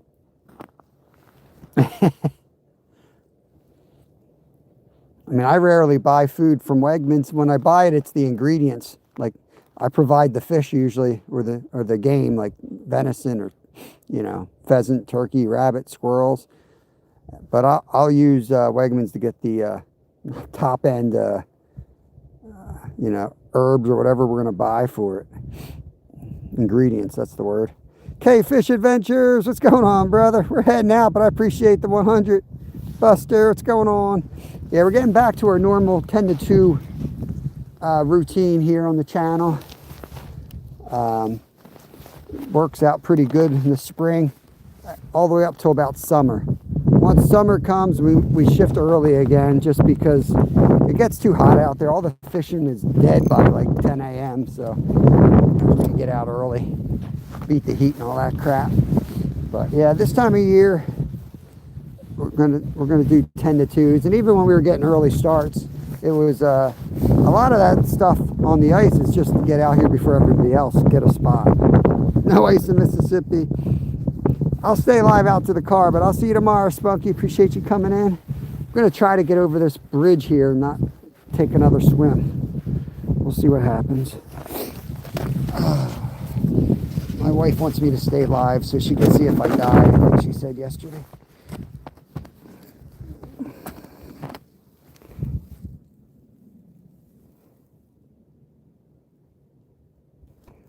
Did you have ice all the time? Yeah, I've been on the ice since like Thanksgiving. We never lost the ice here. I mean, certain spots were messy at times, but yeah, we ice fished. I don't think we did anything but ice fish the entire winter because we didn't really have any good options. All our good options were on the ice, and we had a hell of a year on the ice. We caught some tanks, tons of trout, some bass, suckerfish, bluegills, crappie, yellow perch. We had a real good year. I gotta be careful here. This is where it's we're about an inch here. It's really shallow. We might go through here. Don't freak out if I go through. It's not that deep. I can hear it cracking under my feet. My foot went through over there.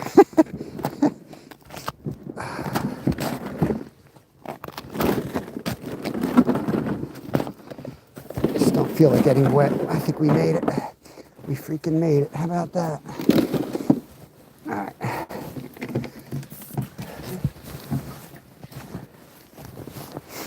We had a good year. It sucks that we ended on a skunk, but I just wanted to end it on the ice because we wanted to get out this weekend and then we didn't get out. And I was like, man, I didn't really get to say goodbye to the ice.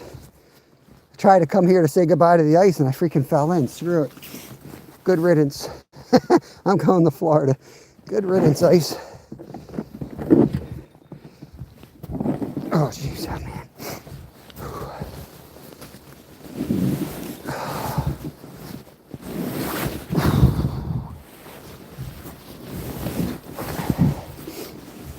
Oh, yeah. Did I drop that? What is that out there? Something, isn't it? You gotta be kidding me. That's something laying there. I gotta go back out. Shit. So this is when I fall in. Yeah, it's trash. It's blowing.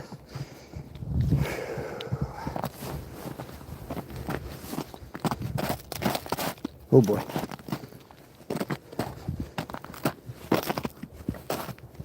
boy. This is my tape.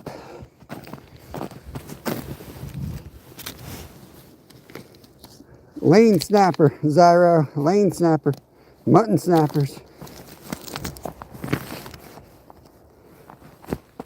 Oh boy, let's get out of here. Let's get out of here. Trying to go up on these little ridges. Yeah, if anyone's watching, is going to come out here, better bring a 2x4. It's melting here, and I went through over there. I went through out there, so the edges are gone. And they will be when it hits 50 tomorrow. They'll be completely gone. Tomorrow will be better because at least you'll see them open. Today there's still that snow over top of them, which is dangerous. you step there and it just goes through. Yeah, it's definitely not safe at all, John. Definitely not safe. That's why we didn't move around. We did, yeah, I'll show you. Over here, I put a foot down and went right through too. I just don't want anyone showing up here not knowing because they see me out here. Because they do that sometimes. But yeah, like I dropped my jacket there. My jacket blew off the ice right there, so I climbed down there and it's right through. It's all open along these rocks. You see where the water is over there? Tomorrow this whole thing will be water. It's about done. And then we got water flowing in the back. The creek is open. Tomorrow that whole thing will be water. But there's a real thick ice sheet here. That's where people screw up. This ice sheet is going to be like a big slab of 12-inch ice, but all around it, death traps. So, you know what I mean? You can do it. You just have to know what you're doing. You got to be prepared. But it's going to suck, and I'm not...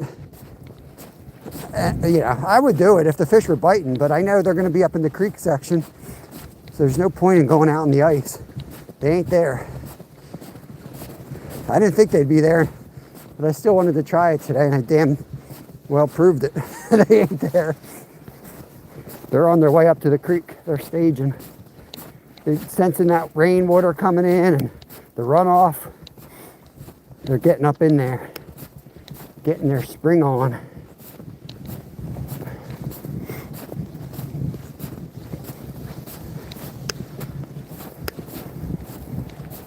Hope that dude didn't rob me.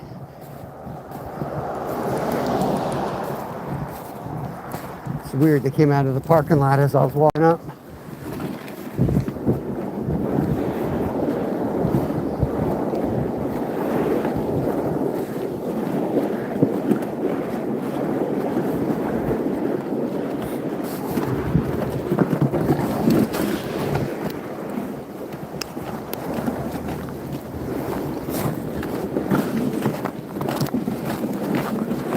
Looks a lot different than when we came in, doesn't it?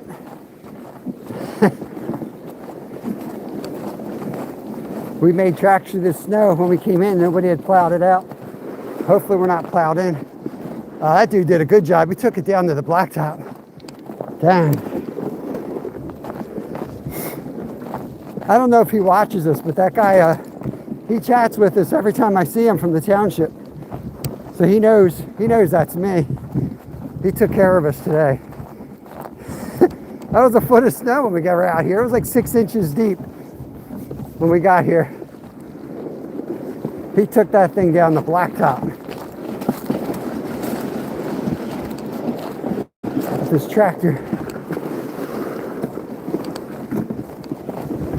Well, you can see he scooped up the gravel and all, that's why. He dug deep, man. He took the whole layer off. Whew. Sled's running me over. It hit that icy patch. It tried to run me over.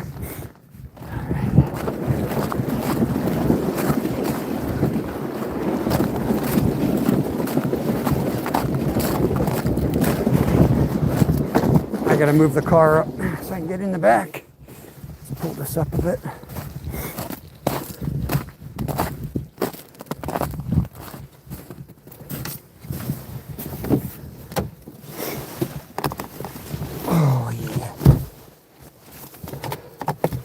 Survive another day.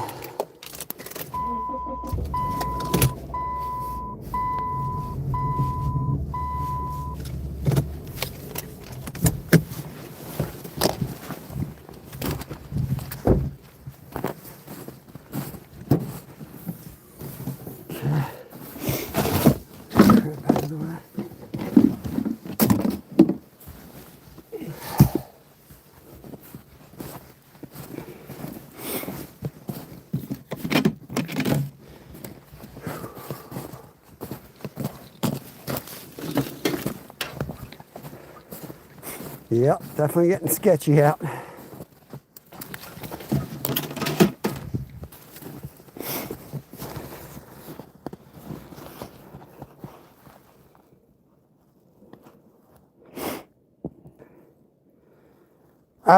City, no, this is just a township guy, local township. We're out in the sticks right here. They're always hanging out here, I think kind of taking a break, to be honest with you. But they all been really cool to me. Every time we come in, they ask me how I'm doing. And we fish here quite a bit in the winter. They're really awesome guys. A lot of the township guys are. I give a lot of shit to the local governments. But the workers are usually good. Like good people. They're cool people, you know. They work outside all day long, so.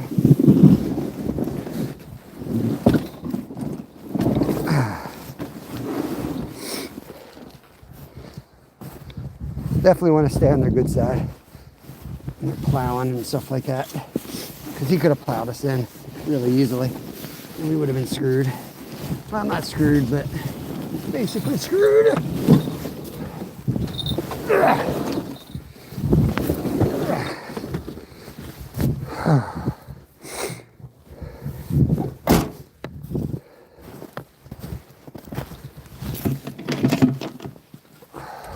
It was a good winter season. Next time we hit this lake, it'll be on the kayak or in the middle of torrential thunderstorms. And I'll be doing bass holio fishing in the back with the spinnerbait.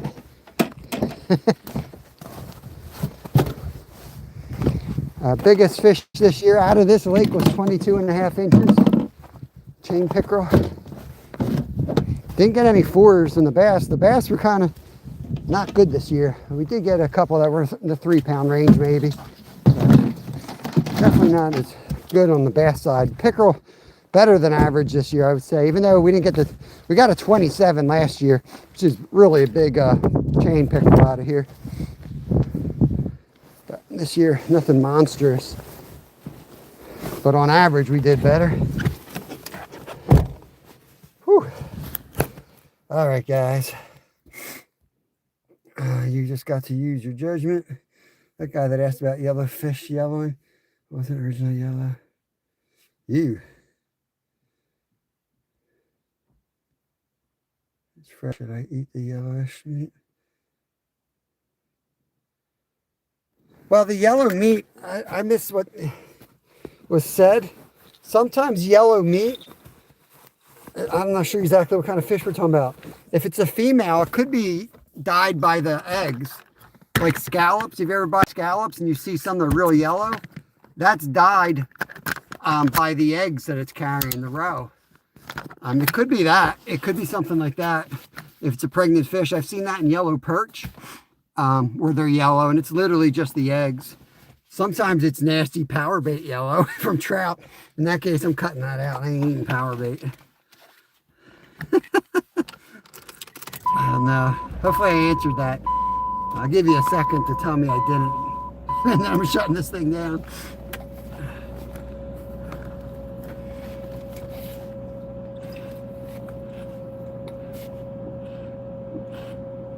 I don't know. I feel like I missed something there.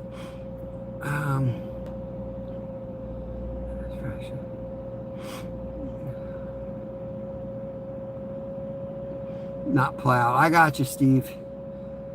If I go down there, I'll rig up a backpack, travel light, maybe just 1 or 2 rods then. Thank you for giving me the heads up. Gorm Ground, Strom, thank you, appreciate that, buddy. Hope you're having a good day.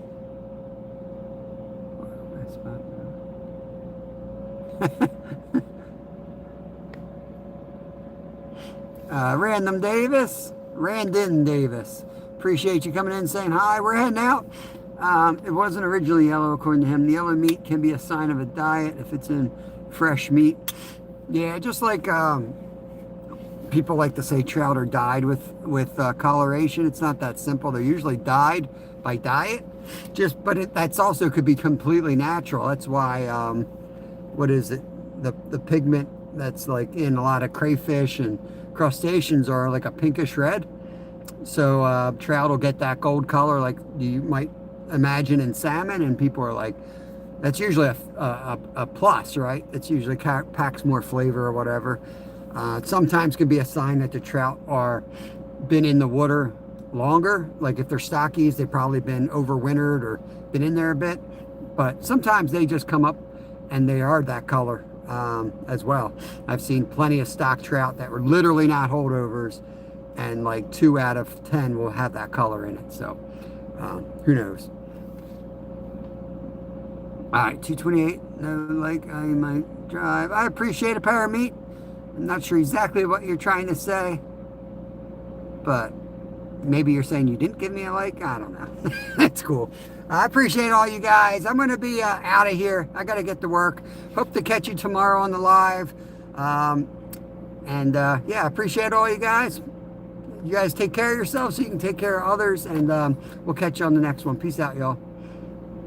Or spawn, like you said. Yeah, no worries. Hopefully it doesn't die of the yellowfish poisoning.